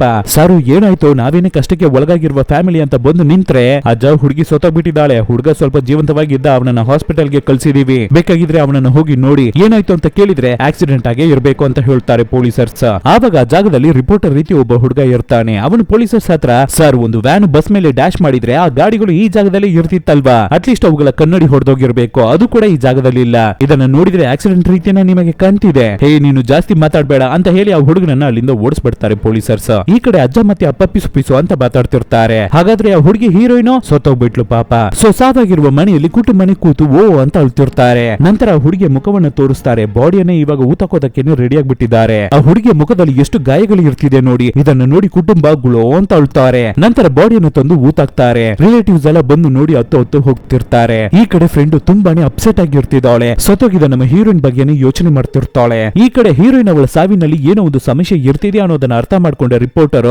ರಿಪೋರ್ಟರ್ ಅಂತಾನೆ ಬರ್ತಿದೆ. ಇವನು ನಮ್ ರೀತಿನೇ ಒಬ್ಬ ಯೂಟ್ಯೂಬರ್. ಹಾರರ್ ಸ್ಟೋರೀಸ್ ಗಳಿಗಾಗಿ ಒಂದು ಯೂಟ್ಯೂಬ್ ಚಾನೆಲ್ ನ ಇಟ್ಟು ರನ್ ಮಾಡ್ತಿದ್ದಾನೆ. ಅವನ ಮನೆಗೆ ಹೋಗ್ಬೇಕಾದ್ರೆ ಮನೆಯಲ್ಲಿ ಎಲ್ಲರೂ ನ್ಯೂಸ್ ಚಾನೆಲ್ ನ ನೋಡ್ತಿರ್ತಾರೆ. ನ್ಯೂಸ್ ಅಲ್ಲಿ ಡೆತ್ ಆಕ್ಸಿಡೆಂಟ್ ಅಂತ ಬರ್ತಿರ್ಬೇಕಾದ್ರೆ ಇದನ್ನ ಕೇಳಿದ ಹುಡುಗ ಅವನ ಫ್ಯಾಮಿಲಿ ಹತ್ರ ಇದು ಆಕ್ಸಿಡೆಂಟ್ ಆಗಿ ಇರೋದಕ್ಕೆ ಚಾನ್ಸೇ ಇಲ್ಲ ಅಂತ ಹೇಳಿ ಹೋಗ್ತಾನೆ. ಸತ್ತೋಗಿದ ಹುಡುಗಿ ಇವನ ಹತ್ರ ಏನೋ ಒಂದು ಹೆಲ್ಪ್ ಅನ್ನ ಕೇಳೋ ರೀತಿ ಇವನಿಗೆ ಫೀಲ್ ಆಗ್ತಿರುತ್ತೆ. ಈ ಕಡೆ ಅಜ್ಜಿಗೂ ಅವರ ಮೊಮ್ಮಗಳು ಅಳುವ ಸದ್ದು ಕೇಳೋ ರೀತಿ ಫೀಲ್ ಆಗ್ತಿರುತ್ತೆ. ತನ್ನ ಮೊಮ್ಮಗಳ ಜೊತೆ ಅವರು ಕೊನೆಯದಾಗಿ ಮಾತಾಡಿದ ವಿಷಯಗಳೆಲ್ಲ ಅವರಿಗೆ ಇವಾಗ ಫ್ಲಾಶ್ ಆಗ್ತಿರುತ್ತೆ. ಸ್ಕೂಲ್ ಅಲ್ಲಿ ಬುಳ್ಳಿ ಮಾಡ್ತಾರೆ ಅಲ್ವಾ, ನಾನೇ ದೊಡ್ಡವನು, ಗತ್ತನ ತೋರಿಸ್ತೀನಿ ಅಂತ ಅಮಾಯಕರನ್ನ ಹಿಡಿದು ಟಾರ್ಚರ್ ಮಾಡ್ತಿರ್ತಾರಲ್ಲ ಅಂತ ಅವ್ರ ಹತ್ರ ಸಿಗಾಕೊಂಡ್ರೆ ಹೇಗೆ ಅಲ್ಲಿಂದ ತಪ್ಪಿಸ್ಕೋಬೇಕು ಅಂತ ಅಡ್ವೈಸ್ ಅನ್ನ ಹುಡುಗಿಗೆ ಮಾಡ್ತಿರ್ತಾರೆ ಅಜ್ಜಿ. ಆ ರೀತಿ ಬುಳ್ಳಿ ಮಾಡೋದು ಒಬ್ಬ ಹುಡುಗನಾಗಿದ್ರೆ ನಾನು ಏನನ್ನ ಮಾಡೋದು ಅಂತ ಹುಡುಗಿ ಅಜ್ಜಿ ಹತ್ರ ಕೇಳ್ಬೇಕಾದ್ರೆ, ಆ ರೀತಿ ಮಾಡೋ ಹುಡುಗರನ್ನ ನೈಸ್ ಮಾಡಿ ಐಸ್ ಇಟ್ಟು ಹಾಗೆ ಅವರನ್ನ ಪಬ್ಲಿಕ್ ಸ್ಪೇಸ್ ಗೆ ಕರ್ಕೊಂಡ್ ಬಂದು ತುಂಬಾನೇ ಕ್ರೌಡ್ ಇರುವ ಜಾಗದಲ್ಲಿಟ್ಟು ಪಟಾರ್ ಅಂತ ಕಪಾಲೆ ಸೇರಿಸಿ ಒಂದು ಒಡಿ, ಆವಾಗ್ಲೇ ಅವ್ರಿಗೆ ಅವಮಾನ ಆಗುತ್ತೆ, ನೆಕ್ಸ್ಟ್ ದಿನದಿಂದ ನಿನ್ನ ತಂಟೆಗೆನೆ ಬರಲ್ಲ ಅವ್ರುಗಳು ಅಂತ ಅಡ್ವೈಸ್ ಅನ್ನ ಹೇಳ್ತಿರ್ತಾರೆ ಅಜ್ಜಿ. ಆ ಹಳೆ ವಿಷಯಗಳ ಬಗ್ಗೆನೇ ಇವಾಗ ಯೋಚನೆ ಮಾಡಿ ನೋಡ್ತಾರೆ. ಇನ್ನೊಂದು ಕಡೆ ನಮ್ಮ ಯೂಟ್ಯೂಬರ್ ಆ ಬ್ಯೂಟಿಷಿಯನ್ ಇದಾರೆ ಅಲ್ವಾ, ಆ ಅಜ್ಜಿ ಹತ್ರ ಹೋಗಿ ಏನಾದ್ರೂ ನ್ಯೂಸ್ ಸಿಗುತ್ತಾ ಅಂತ ಮಾತಾಡಿ ನೋಡ್ತಾನೆ. ಸತ್ತೋಗಿದ ಹುಡುಗಿ ನನ್ನ ಹತ್ರ ಏನೋ ಸಹಾಯವನ್ನ ಕೇಳೋ ರೀತಿ ನನಗೆ ಫೀಲ್ ಆಗ್ತಿದೆ ಅಂತ ಹುಡುಗ ಹೇಳಿದ್ರೆ, ಅದಕ್ಕೆ ತಕ್ಷಣ ಆ ಅಜ್ಜಿ ಅಮಾನುಷ್ಯ, ಶೂನ್ಯ, ಸತ್ತೋದವರ ಲೈಫ್ ಇದ್ರ ಬಗ್ಗೆ ಎಲ್ಲ ನನಗೆ ಚೆನ್ನಾಗಿ ಗೊತ್ತು ಅಂತ ಏನೋ ಎಕ್ಸ್ಪರ್ಟ್ ರೀತಿ ಮಾತಾಡ್ತಿರ್ತಾರೆ. ಹೇಳ್ತಾರೆ. ಸತ್ತೋದವರು ಒಂದು ರಿವೆಂಜ್ ಅನ್ನ ತಗೊಳ್ಳೋದಕ್ಕಾಗೋ ಇಲ್ಲ ಅವ್ರಗಳಿಗೆ ಸಿಗ್ಬೇಕಾಗಿದ್ದ ನ್ಯಾಯಕ್ಕಾಗೋ ಅಥವಾ ಅವರ ಕೊನೆಯ ಆಸೆ ನೆರವೇರದೇ ಇದ್ರೆ ಅವರ ಆತ್ಮ ಒಂದು 7 ದಿನಕ್ಕೆ ಇಲ್ಲೇನೆ ಸುತ್ತಾಡ್ತಿರುತ್ತೆ. ಅದಕ್ಕೆ ಹೆಲ್ಪ್ಫುಲ್ ಆಗಿ ಅವ್ರಗಳಿಗೆ ತುಂಬಾನೇ ಇಷ್ಟವಾಗಿದ್ದ ಅವ್ರುಗಳು ಯೂಸ್ ಮಾಡಿದ ಪಿನ್ ಆಗ್ಲಿ ಹೇರ್ ಪಿನ್ ಆಗ್ಲಿ ಇಲ್ಲ ಅವ್ರಗಳ ಜುಟ್ಟನ್ನ ಕಟ್ ಮಾಡಿ ಈ ರೀತಿ ಸೌರಿ ಮಾಡ್ತಾರಲ್ಲ ಅದಾಗಿರ್ಲಿ, ಇದ್ರಲ್ಲಿ ಏನೋ ಒಂದು ಅವ್ರಗಳ ವಿಷಯ ಇದ್ರೆ ಸಾಕು 7 ಡೇಸ್ ಒಳಗಡೆ ಅವ್ರಗಳಿಗೆ ಬೇಕಾಗಿದ್ದನ್ನ ನೆರವೇರಿಸಿಕೊಳ್ಳೋದಕ್ಕಾಗಿ ಆ ಆತ್ಮ ಟ್ರೈ ಮಾಡುತ್ತೆ. ಹಾಗಾದ್ರೆ ಆ 7 ಡೇಸ್ ಅಲ್ಲಿ ಅವ್ರಗಳ ಆಸೆ ನೆರವೇರದೆ ಹೋಗ್ಬಿಟ್ರೆ ಅಂತ ಯೂಟ್ಯೂಬರ್ ಕೇಳಿದ್ರೆ ಅದರ ನಂತರ ಆತ್ಮ ಕೈಯಲ್ಲಿ ಸ್ವರ್ಗಕ್ಕೂ ಹೋಗೋಕೆ ಆಗಲ್ಲ ನರಕಕ್ಕೂ ಹೋಗೋಕೆ ಆಗಲ್ಲ. ನೆರವೇರದೆ ಇರೋ ಆಸೆಯ ಜೊತೆಗೇನೆ ಇಲ್ಲೇ ಹೀಗೇನೆ ಸುತ್ತಾಡ್ತಿರ್ಬೇಕಾಗಿರುತ್ತೆ. ಈ ಹುಡುಗಿಗಾದ್ರೂ ಶಾಂತಿ ಸಿಗ್ಲಿ ನೆಮ್ಮದಿ ಸಿಗ್ಲಿ ಅಂತ ಅಜ್ಜಿ ಹೇಳ್ತಿರ್ತಾರೆ. ಈ ಕಡೆ ಅಜ್ಜಿ ಮತ್ತೆ ಫ್ಲಾಶ್ ಬ್ಯಾಕ್ ಅನ್ನು ಯೋಚನೆ ಮಾಡಿ ನೋಡ್ತಾರೆ. ಒಂದು ದಿನ ಅಜ್ಜಿ ಮತ್ತೆ ಮೊಮ್ಮಗಳು ಕೂತು ಮಾತಾಡ್ತಿರ್ಬೇಕಾದ್ರೆ ಅಜ್ಜ ಸೆಕ್ಯೂರಿಟಿ ಕೆಲಸ ಮಾಡ್ತಿರ್ತಾರೆ. ಸಡನ್ ಆಗಿ ಮನೆಗೆ ಬರ್ತಾರೆ. ನೋಡಿದ್ರೆ ಅವರ ಶರ್ಟ್ ಪೂರ್ತಿ ರಕ್ತವಾಗಿರುತ್ತೆ. ಏನು ರೀ ನಿಮ್ಮ ರಕ್ತನ ಅಂತ ಕೇಳಿದ್ರೆ ಇಲ್ಲ ನನ್ನ ರಕ್ತ ಇಲ್ಲ, ಏನೋ ಒಂದು ಗಲಾಟೆ ತುಂಬಾನೇ ಬೈಕ್ಸ್ ಗಳನ್ನ ಓಡಿಸುವ ಒಂದು ಬೈಕ್ ಗ್ಯಾಂಗ್ ತುಂಬಾನೇ ತೀಟ್ಲೆ ಮಾಡ್ಕೊಂಡು ಸುತ್ತಾಡ್ತಿದ್ದಾರೆ. ಸೊ ನನ್ನ ಕೈಯಲ್ಲಿ ಆದಷ್ಟು ಸಹಾಯವನ್ನ ಮಾಡಿ ಕಳಿಸ್ತೆ ಅಂತ ಅಜ್ಜ ಹೇಳ್ತಿರ್ತಾರೆ. ಅದ್ರ ಬಗ್ಗೆ ಎಲ್ಲ ಅಜ್ಜಿ ಇವಾಗ ಯೋಚನೆ ಮಾಡಿ ಬೇಜಾರಾಗ್ತಾರೆ. ನಂತರ ಇವಾಗ ಪ್ರೆಸೆಂಟ್ ಅಲ್ಲಿ ಅಜ್ಜನ ಹತ್ರ ಬಂದು ಕೂತು ನಮ್ಮ ಮೊಮ್ಮಗಳ ಬಾಡಿಯನ್ನ ಕ್ಲೀನ್ ಮಾಡ್ಬೇಕಾದ್ರೆ ಅವಳ ಮುಖದಲ್ಲಿ ತುಂಬಾನೇ ಗಾಯಗಳು ಇರ್ತಿತ್ತು. ಕೈ ಮೂಳೆ ಮುರಿದು ಅವಳ ಬೋನ್ಸ್ ಎಲ್ಲ ಹೊರಗಡೆ ಕಾಣ್ತಿತ್ತು. ಅವಳ ಮೈ ಪೂರ್ತಿ ಸಿಕ್ಕಾಪಟ್ಟೆ ಗಾಯಗಳಾಗಿರ್ತಿತ್ತು. ನಿಜವಾಗ್ಲೂ ಇದು ಆಕ್ಸಿಡೆಂಟ್ ಏನಾ ಖಂಡಿತಾನಾ ನನಗೆ ಯಾಕೋ ಬೇರೆ ರೀತಿ ಅನಿಸ್ತಿದ್ಯಲ್ಲ ಅಂತ ಅಜ್ಜಿ ಮಾತಾಡೋದಕ್ಕೆ ಶುರು ಮಾಡಿದ ತಕ್ಷಣ ಅಜ್ಜ ಈ ರೀತಿ ಎಲ್ಲ ಸತ್ತೋದವರ ಬಗ್ಗೆ ನೀನು ತಪ್ಪಾಗಿ ಮಾತಾಡಬಾರ್ದು. ನಮಗೆ ಮೊಮ್ಮಕ್ಕಳು ತುಂಬಾ ಜನರು ಇರ್ತಿದ್ದಾರೆ, ಅವ್ರಗಳ ಲೈಫ್ ಬಗ್ಗೆ ಯೋಚನೆ ಮಾಡಿ ನೋಡು. ಫಸ್ಟ್ ನೀನು ಹೋಗಿ ನಿದ್ದೆ ಮಾಡಿ ಎದ್ರೇನೆ ಎಲ್ಲವೂ ಸರಿ ಹೋಗುತ್ತೆ ಅಂತ ಹೇಳಿ ಅಜ್ಜಿಯನ್ನ ಕಳಿಸ್ಕೊಡ್ತಾರೆ ಅಜ್ಜ. ಅಜ್ಜಿನು ಸತ್ತೋಗಿದ್ದ ಮೊಮ್ಮಗಳ ರೂಮಿಗೆ ಬಂದು ನೋಡ್ಬೇಕಾದ್ರೆ ನಮ್ಮ ಹೀರೋಯಿನ್ ಅವಳ ಫ್ರೆಂಡ್ ಜೊತೆ ತಗೊಂಡಿದ್ದ ಫೋಟೋ ಬೆಡ್ ಮೇಲೆ ಬಿದ್ದಿರುತ್ತೆ. ಅಜ್ಜಿನ ಫೋಟೋವನ್ನ ಕೈಗೆ ತಗೊಂಡು ನೋಡ್ತಿರ್ತಾರೆ. ಅವಾಗ ಮತ್ತೆ ಅಳುವ ಸದ್ದು ಕೇಳ್ತಿರುತ್ತೆ. ಎಲ್ಲಿಂದ ಸದ್ದು ಬರ್ತಿದೆ ಅಂತ ಬೀರೋವನ್ನ ಓಪನ್ ಮಾಡಿ ನೋಡಿದ್ರೆ ಅಲ್ಲಿ ಯಾರುವೇ ಇರಲ್ಲ. ಹಿಂದೆ ಕೇಳೋ ರೀತಿ ಇರುತ್ತೆ, ಹಿಂದೆ ತಿರುಗಿ ನೋಡಿದ್ರೆ ಅಲ್ಲುವೇ ಯಾರು ಇರಲ್ಲ. ಸಡನ್ ಆಗಿ ಮುಂದೆ ಬೀರೋ ಇಂದ ಅಜ್ಜಿ ಅಂತ ಹೇಳ್ಕೊಂಡು ದೆವ್ವ ಬರುತ್ತೆ ನೋಡಿ. ಒಂದು ಸೆಕೆಂಡ್ ನಡ್ಗೋಗ್ಬಿಡ್ತಾರೆ ಅಜ್ಜಿ. ನೆಕ್ಸ್ಟ್ ಸೆಕೆಂಡ್ ಅಲ್ಲಿ ಅದು ಮಾಯವಾಗ್ಬಿಡುತ್ತೆ. ಈ ಕಡೆ ಫ್ರೆಂಡ್ ಹುಡುಗಿ ರಾತ್ರಿ ಚೆನ್ನಾಗಿ ಮಲಗಿ ನಿದ್ದೆ ಮಾಡ್ತಿರ್ತಾಳೆ. ಅವಾಗ ಸಡನ್ ಆಗಿ ಆ ಹುಡುಗಿ 2 ಕಾಲು ಕೈಯನ್ನು ಭೂಮಿಯನ್ನು ಸೇರಿಸಿ ಟೈಟ್ ಆಗಿ ಏನೋ ಒಂದು ವಿಷಯ ಹಿಡ್ಕೊಳ್ಳುತ್ತೆ. ಸ್ವಲ್ಪ ಹೊತ್ತಲ್ಲಿ ಈ ಕಡೆ ನಮ್ಮ ಹೀರೋಯಿನ್ ದೆವ್ವವಾಗಿ ಜೋಳದ ಬಯಲಿಂದ ಹೊರಗಡೆ ಬರ್ತಾಳೆ. ತುಂಬಾನೇ ಉಗ್ರವಾಗಿರ್ತಿದ್ದಾಳೆ. ಬಂದವಳು ಹಾಗೆ ಅವಳ ಫ್ರೆಂಡ್ ಬಾಯನ್ನು ಅರ್ದು ಅವಳ ತಲೆಯನ್ನು ಒಳಗಡೆ ಬಿಟ್ಟು ಅವಳ ಮೈ ಒಳಗಡೆ ಸೇರ್ಕೊಳ್ಳೋ ರೀತಿ ಕಾಣುತ್ತೆ. ನೆಕ್ಸ್ಟ್ ಸೆಕೆಂಡ್ ಅಲ್ಲಿ ಗಾಬರಿಯಾಗಿ ಎಚ್ಚರಿಯಾಗಿ ಎದ್ದೇಳ್ತಾಳೆ. ಫ್ರೆಂಡ್ ತುಂಬಾನೇ ಕೆಟ್ಟ ಕನಸು ಕಂಡಿದ್ದಾಳೆ ಅನ್ಸುತ್ತೆ. ಕೆಳಗಡೆ ಏನೋ ಸದ್ದಾಗುತ್ತೆ. ಏನು ಅಂತ ನೋಡಿದ್ರೆ ನಮ್ಮ ಯೂಟ್ಯೂಬರ್ ಫ್ರೆಂಡ್ ಹುಡುಗಿಯ ಮನೆವರೆಗೂ ವಿಚಾರಿಸೋದಕ್ಕೆ ಬಂದ್ಬಿಟ್ಟಿದ್ದಾನೆ. ಹುಡುಗಿ ಅವರ ತಾಯಿ ಹತ್ರ ನಾನು ಮಾತಾಡ್ಕೋತೀನಿ ಅಮ್ಮ, ನೀವು ಫ್ರೀ ಆಗಿರಿ ಅಂತ ಹೇಳ್ಬಿಟ್ಟು ಯೂಟ್ಯೂಬರ್ ಅನ್ನ ಕರ್ಕೊಂಡು ಹೋಗಿ ರೂಮ್ ಅಲ್ಲಿ ಕೂರಿಸಿ ಮಾತಾಡ್ಸೋದಕ್ಕೆ ಶುರು ಮಾಡ್ತಾಳೆ. ಆ ಹುಡುಗಿ ಸಾಯೋಕ್ಕೂ ಮುಂಚೆ ನಡೆದಿದ್ದ ಇಂಪಾರ್ಟೆಂಟ್ ಆದ ವಿಷಯಗಳ ಬಗ್ಗೆ ಹೇಳಿ, ಏನಾದ್ರೂ ಪ್ರಾಬ್ಲಮ್ ನಡೀತಾ ಅಂತ ಕೇಳಿದ್ರೆ ಹೀರೋಯಿನ್ ಸಾಯೋಕ್ಕೂ ಮುಂಚೆ ಅವಳನ್ನ ಒಬ್ಬ ಹುಡುಗ ಪಿಕಪ್ ಮಾಡಿ ಕರ್ಕೊಂಡು ಹೋದ ಅಲ್ವಾ ಬೈಕ್ ಅಲ್ಲಿ. ಆ ಹುಡುಗಾನೆ ಆ ಬೈಕ್ ಗ್ಯಾಂಕಿಗೆ ಅವ್ರಗಳ ಬೈಕಿಗೆ ಬೇಕಾಗಿರುವ ಆಕ್ಸೆಸರೀಸ್ ಅನ್ನೆಲ್ಲ ತಕ್ಕೊಡ್ತಿದ್ದ. ಅದನ್ನ ಅವನು ಇಷ್ಟಪಟ್ಟು ಮಾಡ್ತಿರ್ಲಿಲ್ಲ. ಆ ಬೈಕ್ ಗ್ಯಾಂಗ್ ಅಲ್ಲಿ ಅವನನ್ನು ಸೇರೋಕೆ ಹೇಳಿ ತುಂಬಾನೇ ಫೋರ್ಸ್ ಮಾಡ್ತಿದ್ರು. ಆದ್ರೂ ಅವನು ಸೇರ್ಕೊಳ್ಳಿಲ್ಲ. ಇದ್ರೂ ಅವ್ರಗಳ ಜೊತೆ ದ್ವೇಷವನ್ನ ಬೆಳೆಸ್ಕೋಬಾರ್ದು ಅಂತಾನೆ ಅವ್ರಗಳಿಗೆ ಬೇಕಾಗಿದ್ದ ಸಣ್ಣ ಪುಟ್ಟ ಕೆಲಸಗಳನ್ನ ಮಾಡಿ ಕೊಡ್ತಿದ್ದ. ಅದರ ಮುಖಾಂತರ ಅವ್ರಗಳ ಜೊತೆ ಯಾವುದೇ ರೀತಿಯ ಪ್ರಾಬ್ಲಮ್ ಇಲ್ಲದೆ ಈ ಹುಡುಗ ಎಸ್ಕೇಪ್ ಆಗ್ತಿದ್ದ. ಆ ವಿಷಯ ಫ್ರೆಂಡ್ ಹುಡುಗನಿಗೂ ಆ ಗ್ಯಾಂಗ್ ಮಧ್ಯೆ ಇರ್ತಿದ್ದ ಮ್ಯಾಟರ್. ಸತ್ತೋಗಿದ ಆ ಹುಡುಗಿಗೂ ಆ ಗ್ಯಾಂಗಿಗೂ ಏನಾದ್ರೂ ಸಂಬಂಧ ಇದೆಯಾ ಅಂತ ಕೇಳಿದ್ರೆ ಆ ಗ್ಯಾಂಗಿಗೆ ಲೀಡರ್ ಒಬ್ಬ ಇರ್ತಿದ್ದಾನೆ. ಆ ಹುಡುಗ ಸ್ಕೂಲಲ್ಲಿ ಒಬ್ಬಳು ಹುಡುಗಿಯನ್ನ ಲವರ್ ಆಗಿಟ್ಟಿದ್ದಾನೆ. ಇವನಿಗೆ ಆಲ್ರೆಡಿ ಗರ್ಲ್ ಫ್ರೆಂಡ್ ಇದೆಯಲ್ಲ, ಆ ಹುಡುಗಿಯನ್ನ ನೋಡೋದು ತಾನೆ. ಅದನ್ನ ಬಿಟ್ಬಿಟ್ಟು ಸ್ಕೂಲ್ ಅನ್ನು ಮುಗಿಸ್ಕೊಂಡು ನಮ್ಮ ಹೀರೋಯಿನ್ ಮತ್ತೆ ಅವಳ ಫ್ರೆಂಡ್ ಹೊರಗಡೆ ಬರ್ಬೇಕಾದ್ರೆ ಐಸ್ ಕ್ರೀಮ್ಸ್ ಅನ್ನ ತಗೊಂಡು ಹೋಗಿ ಅವರಿಗೆ ಕೊಡ್ತಿರ್ತಾನೆ. ತಗೋಬೇಡ ಅಂತ ಫ್ರೆಂಡ್ ಹೇಳ್ತಾಳೆ. ಇದ್ರಲ್ಲಿ ಏನೇ ಇದೆ ಅಂತ ನಮ್ಮ ಹೀರೋಯಿನ್ ತಗೋತಾಳೆ. ಇದನ್ನ ಹಿಂದೆಯಿಂದ ರೌಡಿ ಹುಡುಗನ ಗರ್ಲ್ ಫ್ರೆಂಡ್ ನೋಡ್ಬಿಡ್ತಾಳೆ. ಅಷ್ಟೇ ನೆಕ್ಸ್ಟ್ ದಿನ ನಮ್ಮ ಹೀರೋಯಿನ್ ಅನ್ನ ಬಾತ್ರೂಮ್ ಅಲ್ಲಿ ಇಟ್ಟು ನನ್ನ ಬಾಯ್ ಫ್ರೆಂಡ್ ಅನ್ನ ನೀನು ಹುಷಾರ್ ಮಾಡ್ಬಿಡೋಣ ಅಂತ ನೋಡ್ತಿದ್ಯಾ ಅಂತ ಜಗಳ ಮಾಡಿ ನಮ್ಮ ಹೀರೋಯಿನ್ ಅವಳ ಕೂದಲಿಗೆ ಬೂಮರನ್ನ ಅಂಟಿಸ್ಬಿಡ್ತಾರೆ. ಅದರಲ್ಲಿ ಟೆನ್ಷನ್ ಆದ ನಮ್ಮ ಹೀರೋಯಿನ್ ಅಲ್ಲಿದ್ದ ಕೊಳಕು ಬಕೆಟ್ ನೀರನ್ನ ತಗೊಂಡು ಆ ಹುಡುಗಿ ಮೇಲೆ ಸುರಿದು ಬಿಡ್ತಾಳೆ. ಇದಕ್ಕಾಗಿನೇ ನಮ್ಮ ಹೀರೋಯಿನ್ ಮೂವಿಯ ಸ್ಟಾರ್ಟಿಂಗ್ ಸೀನ್ ಅಲ್ಲಿ ಬ್ಯೂಟಿ ಪಾರ್ಲರ್ ಗೆ ಹೋಗಿ ಇವಳ ಜುಟ್ಟಿಗೆ ಅಂಟಿರುವ ಬೂಮರ್ಸ್ ಅನ್ನ ರಿಮೂವ್ ಮಾಡಿಸಿರ್ತಾಳೆ. ಸರಿ ಕಣಮ್ಮ, ಮತ್ತೆ ಆ ರೌಡಿ ಹುಡುಗನನ್ನ ನೀವು ಬೇರೆ ಎಲ್ಲೂ ನೋಡಿಲ್ವಾ ಅಂತ ಯೂಟ್ಯೂಬರ್ ಕೇಳಿದ್ರೆ ಒಂದು ದಿನ ಒಂದು ಕಾಫಿ ಶಾಪ್ ಅಲ್ಲಿ ನಾವು ಕಾಫಿ ಕುಡಿದ್ಬಿಟ್ಟು ಹೊರಗಡೆ ಬರ್ಬೇಕಾದ್ರೆ ಆ ರೌಡಿ ಹುಡುಗ ಅವನ ಗ್ಯಾಂಗ್ ಜೊತೆ ಹೊರಗಡೆ ಕೂತಿದ್ದ. ಬಾ ನನ್ನ ಪಕ್ಕದಲ್ಲಿ ಕೂತ್ಕೋ ಅಂತ ಹೇಳಿ ಹೀರೋಯಿನ್ ಅವಳ ಕೈಯನ್ನೆಲ್ಲ ಹಿಡಿದು ಎಳೆದು ಗಲಾಟೆ ಮಾಡ್ದ. ಬುಡ ಕೈಯನ್ನ ಅಂತ ಹೇಳಿ ಅವನ ಜೊತೆ ಜಗಳ ಮಾಡಿಬಿಟ್ಟು ಹೀರೋಯಿನ್ ಬಂದ್ಬಿಟ್ಲು ಅಂತ ಫ್ರೆಂಡ್ ಎಲ್ಲವನ್ನು ಯೂಟ್ಯೂಬರ್ ಗೆ ಹೇಳ್ತಾಳೆ. ಅದಕ್ಕೆ ಹುಡುಗ ಸರಿ ಇವು ಎಲ್ಲವನ್ನು ನಾನು ರೆಕಾರ್ಡ್ ಮಾಡ್ಕೋತೀನಿ, ನಂತರ ಇದನ್ನೆಲ್ಲ ಡಿಲೀಟ್ ಮಾಡಿ ಬಿಡ್ತೀನಿ ಅಂತ ಹೇಳ್ಬಿಟ್ಟೇನೆ ರೆಕಾರ್ಡಿಂಗ್ ಅನ್ನ ಮಾಡ್ಕೋತಾನೆ. ಅದೇ ತರ ಸಿಕ್ಕಿದ ಎಲ್ಲ ಡೀಟೇಲ್ಸ್ ಅನ್ನು ಸೇವ್ ಮಾಡ್ಕೋತಾನೆ. ನಂತರ ನಮ್ಮ ಹೀರೋಯಿನ್ ಬಗ್ಗೆ ಇನ್ನೊಂದು ವಿಷಯವನ್ನ ಹೇಳ್ಬೇಕು ಅಂದ್ರೆ ಅವಳು ಮಾಡೆಲ್ ಆಗಿರ್ತಿದ್ಲು. ಮಾಲ್ಸ್ ಗಳಲ್ಲಿ ಫ್ಯಾಷನ್ ಕ್ಯಾಟ್ ವಾಕ್ ಅನ್ನ ಮಾಡ್ತಿರ್ಬೇಕಾದ್ರೆ ಆವಾಗ ರೌಡಿ ಹುಡುಗ ಅದೇ ಮಾಲ್ ಅಲ್ಲಿ ನಿಂತು ಇವಳನ್ನ ನೋಡ್ತಿದ್ದಿರ್ತಾನೆ. ಅವಳಿಗೆ ಅವಳ ಕೂದಲೇ ಸೌಂದರ್ಯವಂತೆ. ಕ್ಯಾಟ್ ವಾಕ್ ಅನ್ನು ಮುಗಿಸ್ಬಿಟ್ಟು ಬಾತ್ರೂಮ್ ಗೆ ಹೋಗಿ ಫ್ರೆಶ್ ಅಪ್ ಆಗ್ತಿರ್ತಾಳೆ. ಅಂತ ಸಮಯದಲ್ಲಿ ರೌಡಿ ಹುಡುಗ ಅವಳ ಹಿಂದೆ ಹೋಗಿ ನಿಂತ್ಕೊಂಡು ಅವಳ ಕಿವಿಗೆ ಉಫ್ ಅಂತ ಮಾಡಿರ್ತಾನೆ. ನೀನೇನು ಮಾಡ್ತಿದ್ಯಾ ಇಲ್ಲಿ, ಇದು ಲೇಡೀಸ್ ಬಾತ್ರೂಮ್ ಕೊಡೋ ಅಂತ ಗಾಬರಿಯಾಗಿರ್ತಾಳೆ ಹುಡುಗಿ. ಅವನು ಬಿಡ್ತಾ ಇಲ್ಲ, ನನ್ನನ್ನ ಬೇಡ ಅಂತ ಹೇಳಿದ ಒಬ್ಬಳೆ ಹುಡುಗಿ ನೀನೇ ಕಣೆ, ಅದು ಜಸ್ಟ್ ನಿನ್ನ ಜೊತೆ ಮಾತಾಡ್ಬೇಕು, ಮಾತಾಡೋದಾಗಿದ್ರೆ ಬಾತ್ರೂಮ್ ಅಲ್ಲಿ ಏನು ಕೆಲ್ಸ, ಹೊರಗಡೆ ಹೋಗಿ ಮಾತಾಡ್ಕೊಳ್ಳೋಣ ಅಂತ ಹುಡುಗಿ ಹೇಳ್ಬೇಕಾದ್ರೆ ಬೇರೆ ಯಾರನ್ನು ಬಾತ್ರೂಮ್ ಒಳಗಡೆ ಬಿಡದೆ ಇರೋ ರೀತಿ ಈ ರೌಡಿ ಹುಡುಗನ ಗ್ಯಾಂಗ್ ಮೆಂಬರ್ಸ್ ಎಲ್ಲರನ್ನು ತಡೀತಿರ್ತಾರೆ. ತಕ್ಷಣ ಹುಡುಗಿ ಅವಳ ಫೋನ್ ಅನ್ನ ಕೈಗೆ ತಗೊಂಡು ನಾನು ನಿನ್ನನ್ನ ರೆಕಾರ್ಡ್ ಮಾಡ್ತೀನಿ ಅಂತ ಹೇಳ್ತಾಳೆ. ಫಟ್ ಅಂತ ಅವನು ಫೋನ್ ಅನ್ನು ಕಿತ್ಕೊತಾನೆ. ತಪ್ಪಿಸ್ಕೊಂಡು ಹೋಗೋಣ ಅಂತ ಇವಳು ಟ್ರೈ ಮಾಡಿದ್ರೆ ಇವಳನ್ನ ಅವನು ಟೈಟ್ ಆಗಿ ಹಿಡಿದು ಗೆಲಿತಾನೆ ನೋಡಿ ಅವನನ್ನ ಹೊಡೆಯೋದಕ್ಕೆ ಹೋಗ್ಬಿಡ್ತಾಳೆ ಹುಡುಗಿ. ಆವಾಗ ಹುಡುಗಿ ಎರಡು ಕೈಯನ್ನು ಹಿಡ್ಕೊಬಿಡ್ತಾನೆ. ಇಲ್ಲೇನೆ ಹುಡುಗಿ ಅವನ ಮುಖಕ್ಕೆ ಅಂತ ಹೋಗುದು ಬಿಡ್ತಾಳೆ. ಅದನ್ನು ನೋಡಿದ ತಕ್ಷಣ ಅವನ ಗ್ಯಾಂಗ್ ಮೆಂಬರ್ಸ್ ನಗಾಡ್ತಾರೆ. ಅವನಿಗೆ ಇದು ತುಂಬಾನೇ ದೊಡ್ಡ ಅವಮಾನ ಆಗೋಯ್ತು. ಅವನ ಪಂಚಾಯಿತಿಯಿಂದ ಹೇಗೆ ಹೊರಗಡೆ ಬರೋದು ಅಂತ ನಮ್ಮ ಹುಡುಗಿಗೆ ಗೊತ್ತಾಗ್ತಿಲ್ಲ. ಫ್ರೆಂಡ್ ಹುಡುಗಿ ನೀನು ಮಾಡಿದನ್ನು ನೋಡಿದ್ರೆ ನನಗೇನೆ ಹೆಮ್ಮೆ ಆಗ್ತಿದೆ ಕಣೆ ಅಂತ ಅಪ್ರಿಶಿಯೇಟ್ ಮಾಡ್ತಿರ್ತಾಳೆ. ಖಂಡಿತ ಇದೊಂದು ಆಕ್ಸಿಡೆಂಟ್ ಆಗಿ ಇರೋದಕ್ಕೆ ಚಾನ್ಸೇ ಇಲ್ಲ, ಇದೊಂದು ಮರ್ಡರ್ ಆಗಿ ಇರಬೇಕು, ಇದ್ರ ಬಗ್ಗೆ ವಿಚಾರಣೆ ಮಾಡಿ ಅಂತ ಫ್ರೆಂಡ್ ಹುಡುಗಿ ಯೂಟ್ಯೂಬರ್ ಗೆ ಮಾತಾಡಿ ರೆಕಾರ್ಡಿಂಗ್ ಅನ್ನು ಕೊಟ್ಟಿರ್ತಾಳೆ ಅಲ್ವಾ. ಅದನ್ನೆಲ್ಲ ಹುಡುಗ ಕೇಳಿ ಲ್ಯಾಪ್ಟಾಪ್ ಅಲ್ಲಿ ಟೈಪ್ ಮಾಡಿ ಒಂದು ರಿಪೋರ್ಟ್ ರೀತಿ ರೆಡಿ ಮಾಡ್ತಾನೆ.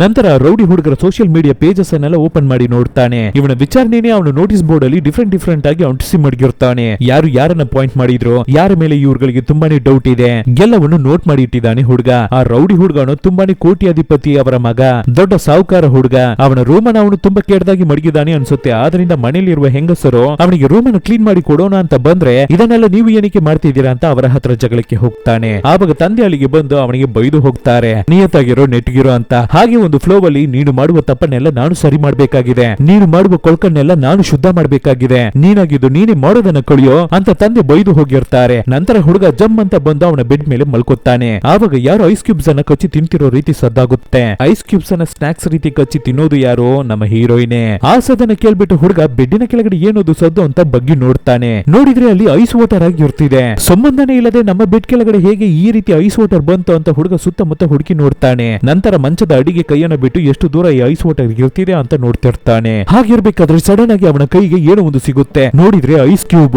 ಸರಿ ಇದನ್ನ ಬಾತ್ರೂಮ್ ಒಳಗಡೆ ಬಿಸಾಕ್ಬಿಡೋಣ ಅಂತ ಬಾತ್ರೂಮ್ ಡೋರ್ ಅನ್ನು ಓಪನ್ ಮಾಡಿದ್ರೆ ಕೆಳಗಡೆ ಪೂರ್ತಿ ಐಸ್ ಕ್ಯೂಬ್ಸ್ ಆಗಿ ಬಿದ್ದಿರುತ್ತೆ. ಅಲ್ಲಿರುವ ಸ್ಕ್ರೀನ್ ಅನ್ನು ಮೂವ್ ಮಾಡಿಬಿಟ್ಟು ನೋಡಿದ್ರೆ ಬಾತ್ರೂಮ್ ಟಬ್ ಪೂರ್ತಿ ಐಸ್ ಕ್ಯೂಬ್ಸ್ ಆಗಿ ಫಿಲ್ ಆಗಿರುತ್ತೆ. ಆವಾಗ ಸಡನ್ ಆಗಿ ಐಸ್ ಗಳ ಮಧ್ಯದಿಂದ ಹೀರೋಯಿನ್ ಅವಳ ದೆವ್ವ ಎದ್ದು ಬರುತ್ತೆ. ಇದನ್ನು ನೋಡಿ ಹುಡುಗ ನಡ್ಗೋಗ್ಬಿಡ್ತಾವನೆ. ಹಾಗೆ ಅವನ ಹತ್ರಕ್ಕೆ ಬರುತ್ತೆ ದೆವ್ವ.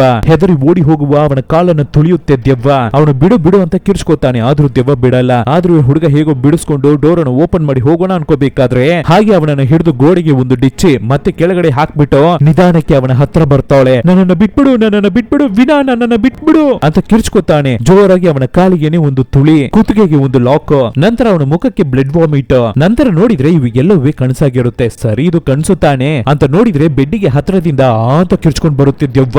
ಹೆದರಿ ಮೇಲಿಂದ ಕೆಳಗಡೆ ಜಂಪ್ ಮಾಡೋದಕ್ಕೆ ಹೋಗ್ತಾನೆ. ಅವಾಗ ತಂದೆನೆ ಹುಡುಗನನ್ನ ಎಳೆದು ಕಾಪಾಡ್ತಾರೆ. ಏನೋ ಆಯ್ತು ಮಗ, ಏನೋ ಆಯ್ತು, ಇಲ್ಲಿ ನೋಡು ಎಲ್ಲ ಬರೀ ಕೆಟ್ಟ ಕನ್ಸೆ, ಅದನ್ನ ಮರ್ತು ಬಿಡು, ಹೆದರ್ಕೋಬೇಡ, ತಾಳ್ಮೆಯಿಂದ ಇರು ಅಂತ ಹೇಳಿ ಅಮ್ಮ ಮತ್ತೆ ಅಪ್ಪ ಹುಡುಗನನ್ನ ಸಮಾಧಾನ ಮಾಡ್ತಾರೆ. ಈ ಕಡೆ ಆ ಬೈಕ್ ಗ್ಯಾಂಗಿನ ಹುಡುಗರು ಎಲ್ಲಿ ನಮ್ಮ ಲೀಡರ್ ಅನ್ನ ಕಾಣ್ತಾನೆ ಇಲ್ವಲ್ಲ, ಸರಿಯಾಗಿ ನೋಡೋಕೆ ಆಗೋದಿಲ್ವಲ್ಲ ಅಂತ ಮಾತಾಡ್ತಿರ್ತಾರೆ. ಅವನಿಗೇನಪ್ಪ, ಅವನು ದೊಡ್ಡ ಸಾಹುಕಾರ, ಅವನಿಗೆ ತುಂಬಾನೇ ಮನೆಗಳಿದೆ, ಅದ್ರಲ್ಲಿ ಯಾವ ಮನೆಯಲ್ಲಿ ಇರ್ತಿದಾನೋ ಏನೋ ಅಂತ ಗ್ಯಾಂಗ್ ಮಾತಾಡ್ತಿರ್ತಾರೆ. ಈ ಕಡೆ ಆಕ್ಸಿಡೆಂಟ್ ನಡೆದಿದ್ದ ಜಾಗಕ್ಕೆಲ್ಲ ನಮ್ಮ ಯೂಟ್ಯೂಬರ್ ಹೋಗಿ ಸರ್ಚ್ ಮಾಡ್ತಿರ್ತಾನೆ. ಸಿಗುವ ಇನ್ಫಾರ್ಮೇಶನ್ ಎಲ್ಲ ನೋಟ್ ಮಾಡ್ಕೊತಾನೆ. ತುಂಬಾ ಜನರನ್ನ ಮೀಟ್ ಮಾಡಿ ಅವರ ಹತ್ರ ಇನ್ಫಾರ್ಮೇಶನ್ ಅನ್ನ ಕಲೆಕ್ಟ್ ಮಾಡ್ತಾನೆ. ಅಲ್ಲಿರುವ ಒಂದು ಅಂಗಡಿಯಲ್ಲಿ ಟಾಮ್ ರೈಡರ್ ಬೈಕ್ ಗ್ಯಾಂಗ್ ಬಗ್ಗೆ ನಿಮಗೆ ಗೊತ್ತಾ ಅಂತ ಕೇಳಿದ್ರೆ ಹೆಸರೆಲ್ಲ ನನಗೆ ಗೊತ್ತಿಲ್ಲ, ಒಂದು ಬೈಕ್ ಗ್ಯಾಂಗ್ ಬಂತು, ಅದೇ ಒಂದು ಹುಡುಗಿ ರೀಸೆಂಟ್ ಆಗಿ ಸತ್ತೋದ್ಲಲ್ವಾ, ಆ ಹುಡುಗಿಯನ್ನ ಫಾಲೋ ಮಾಡಿನೇ ಹಿಂದೆನೆ ಹೋದ್ರು ಅಂತ ಇದನ್ನು ನೋಡಿದ ಒಬ್ಬ ಕೈಗಾಡಿ ಅಂಗಡಿ ಅವನು ಇನ್ಫಾರ್ಮೇಶನ್ ಅನ್ನ ಕೊಟ್ಬಿಡ್ತಾನೆ. ನಂತರ ಅವರುಗಳು ಯಾವ ಕಡೆ ಹೋದ್ರು ಅಂತ ನಿಮಗೆ ಗೊತ್ತಾ ಅಂತ ಕೇಳಿದ್ರೆ ಯಾವ್ದೋ ಒಂದು ಸ್ಕೂಲ್ ಸೈಡ್ ಗೆ ಟರ್ನ್ ಮಾಡಿ ಹೋದ್ರು ಅಂತ ಹೇಳ್ತಾರೆ. ಅದನ್ನ ನೋಟ್ ಮಾಡ್ಕೋತಾನೆ ಯೂಟ್ಯೂಬರ್. ಸಡನ್ ಆಗಿ ಮನೇಲಿರುವ ನಮ್ಮ ಫ್ರೆಂಡ್ ಹುಡುಗಿಗೆ ಮೈಯೆಲ್ಲ ಎಳ್ಕೊಳ್ಳುತ್ತೆ, ಬಾಡಿ ಎತ್ತು ಹೊಡೆಯುತ್ತೆ. ಆ ಬ್ಯೂಟಿಷಿಯನ್ ಆಂಟಿ ಇವ್ರುಗಳ ರಿಲೇಟಿವ್ ಅನ್ಸುತ್ತೆ. ಸೊ ಫ್ರೆಂಡ್ ಹುಡುಗಿಯ ತಾಯಿ ಮತ್ತೆ ಆ ಬ್ಯೂಟಿಷಿಯನ್ ಇವಳು ಒಂಥರ ಬದಲಾಗ್ತಿದ್ದಾಳೆ. ಹೀರೋಯಿನ್ ಸತ್ತೋದ ಮೇಲಿಂದ ಇವಳ ಡಿಫರೆನ್ಸ್ ಗೊತ್ತಾಗ್ತಿದೆ ಅಂತ ಇವ್ರುಗಳು ಇಲ್ಲಿ ಮಾತಾಡ್ತಿರ್ಬೇಕಾದ್ರೆ ಈ ಕಡೆ ಬೆಡ್ರೂಮ್ ಒಳಗಡೆ ಈ ಸೀನ್ ಎಲ್ಲ ನಡೀತಿರುತ್ತೆ. ಅವಳ ಬಾಡಿ ಅವಳ ಕಂಟ್ರೋಲ್ ಅಲ್ಲಿ ಇರ್ತಾ ಇಲ್ಲ. ಒಂದು ಸ್ಟೇಜ್ ಅಲ್ಲಿ ಹಾಗೆ ಅವಳ ಮೈ ಗಾಳಿಯಲ್ಲಿ ತೇಲೋದಕ್ಕೆ ಶುರುವಾಗುತ್ತೆ. ನಿಧಾನಕ್ಕೆ ಅವಳ ಕಣ್ಣು ಟೋಟಲ್ ಆಗಿ ವೈಟ್ ಆಗಿ ಚೇಂಜ್ ಆಗುತ್ತೆ. ಈ ಕಡೆ ನಮ್ಮ ಯೂಟ್ಯೂಬರ್ ಆ ಹುಡುಗರು ಯಾವ ಕಡೆ ಹೋಗಿರ್ಬೋದು ಅಂತ ಕೇಳಿದಾಗ ಒಂದು ರೂಟ್ ಅನ್ನ ಹೇಳಿರ್ತಾರೆ ಅಲ್ವಾ, ಆ ರೂಟ್ ಅನ್ನ ಫಾಲೋ ಮಾಡಿ ಇವಾಗ ಒಂದು ಜಾಗಕ್ಕೆ ಬರ್ತಾನೆ. ಗದ್ದೆ ಒಳಗಡೆ ಬಂದು ಸೇರುತ್ತೆ. ಆ ಜಾಗದಲ್ಲಿ ತುಂಬಾನೇ ಗಾಡಿಗಳೆಲ್ಲ ಹೋಗಿ ಬಂದಿರೋದಕ್ಕಾದ ಎವಿಡೆನ್ಸ್ ಇರುತ್ತೆ. ಟೈರಿನ ಅಚ್ಚೆ ಮಾರ್ಕ್ಸ್ ಎಲ್ಲ ಬಿದ್ದಿರುತ್ತೆ. ಅದನ್ನ ಹಾಗೆ ಫಾಲೋ ಮಾಡಿ ಮುಂದೆ ಬಂದ್ರೆ ಅಲ್ಲಿ ಒಂದು ಹಾಳೋಗಿರುವ ಮನೆ ಇರುತ್ತೆ. ಆ ಬಿಲ್ಡಿಂಗ್ ಮೇಲೇನೆ ಟಾಮ್ ರೈಡರ್ಸ್ ಅಂತ ಆ ಗ್ಯಾಂಗಿನ ಹೆಸರನ್ನ ಬರ್ದಿರ್ತಾರೆ. ಈ ಜಾಗದಲ್ಲಿ ಆ ಹುಡುಗರೆಲ್ಲ ಒಟ್ಟಿಗೆ ಇರ್ತಾರೆ ಅನ್ಸುತ್ತೆ, ಸಿಕ್ಕಾಪಟ್ಟೆ ಮಜಾ ಮಾಡೋ ಜಾಗ ಅನ್ಸುತ್ತೆ ಇದು. ಆ ಜಾಗದಲ್ಲಿ ನೋಡಿದ್ರೆ ಫುಲ್ ಬ್ಲಡ್ ಮಾರ್ಕ್ಸ್ ಆಗಿರುತ್ತೆ, ಅಲ್ಲಲ್ಲಿ ಚೆಲ್ಲಿರುತ್ತೆ, ಅವ್ರುಗಳಿಗೆ ಎಣ್ಣೆ ಹೊಡೆದಿದೆ, ಎಂಟಿ ಬಾಟಲ್ಸ್ ಎಲ್ಲ ಬಿದ್ದಿರುತ್ತೆ, ಕಸದ ರೀತಿ ಬೆಡ್ ಎಲ್ಲ ಬಿದ್ದಿರುತ್ತೆ. ಈ ಕಡೆ ನಮ್ಮ ಹೀರೋಯಿನ್ ಬೂಮರ್ ಮೆತ್ತಿದ ಅವಳ ಕೂದಲನ್ನ ಬ್ಯೂಟಿ ಪಾರ್ಲರ್ ಅಲ್ಲಿ ಕಟ್ ಮಾಡಿಸ್ಕೊಂಡಿರ್ತಾಳೆ ಅಲ್ವಾ, ಅದು ಒಂದು ಡಬ್ಬಿಯಲ್ಲಿ ಅಜ್ಜಿ ಹತ್ರ ಇದ್ದಿರುತ್ತೆ. ಆದ್ರೆ ಇವಾಗ ಆ ಡಬ್ಬಿಯಲ್ಲಿ ಕೂದಲನ್ನ ಕಾಣ್ತಿಲ್ಲ.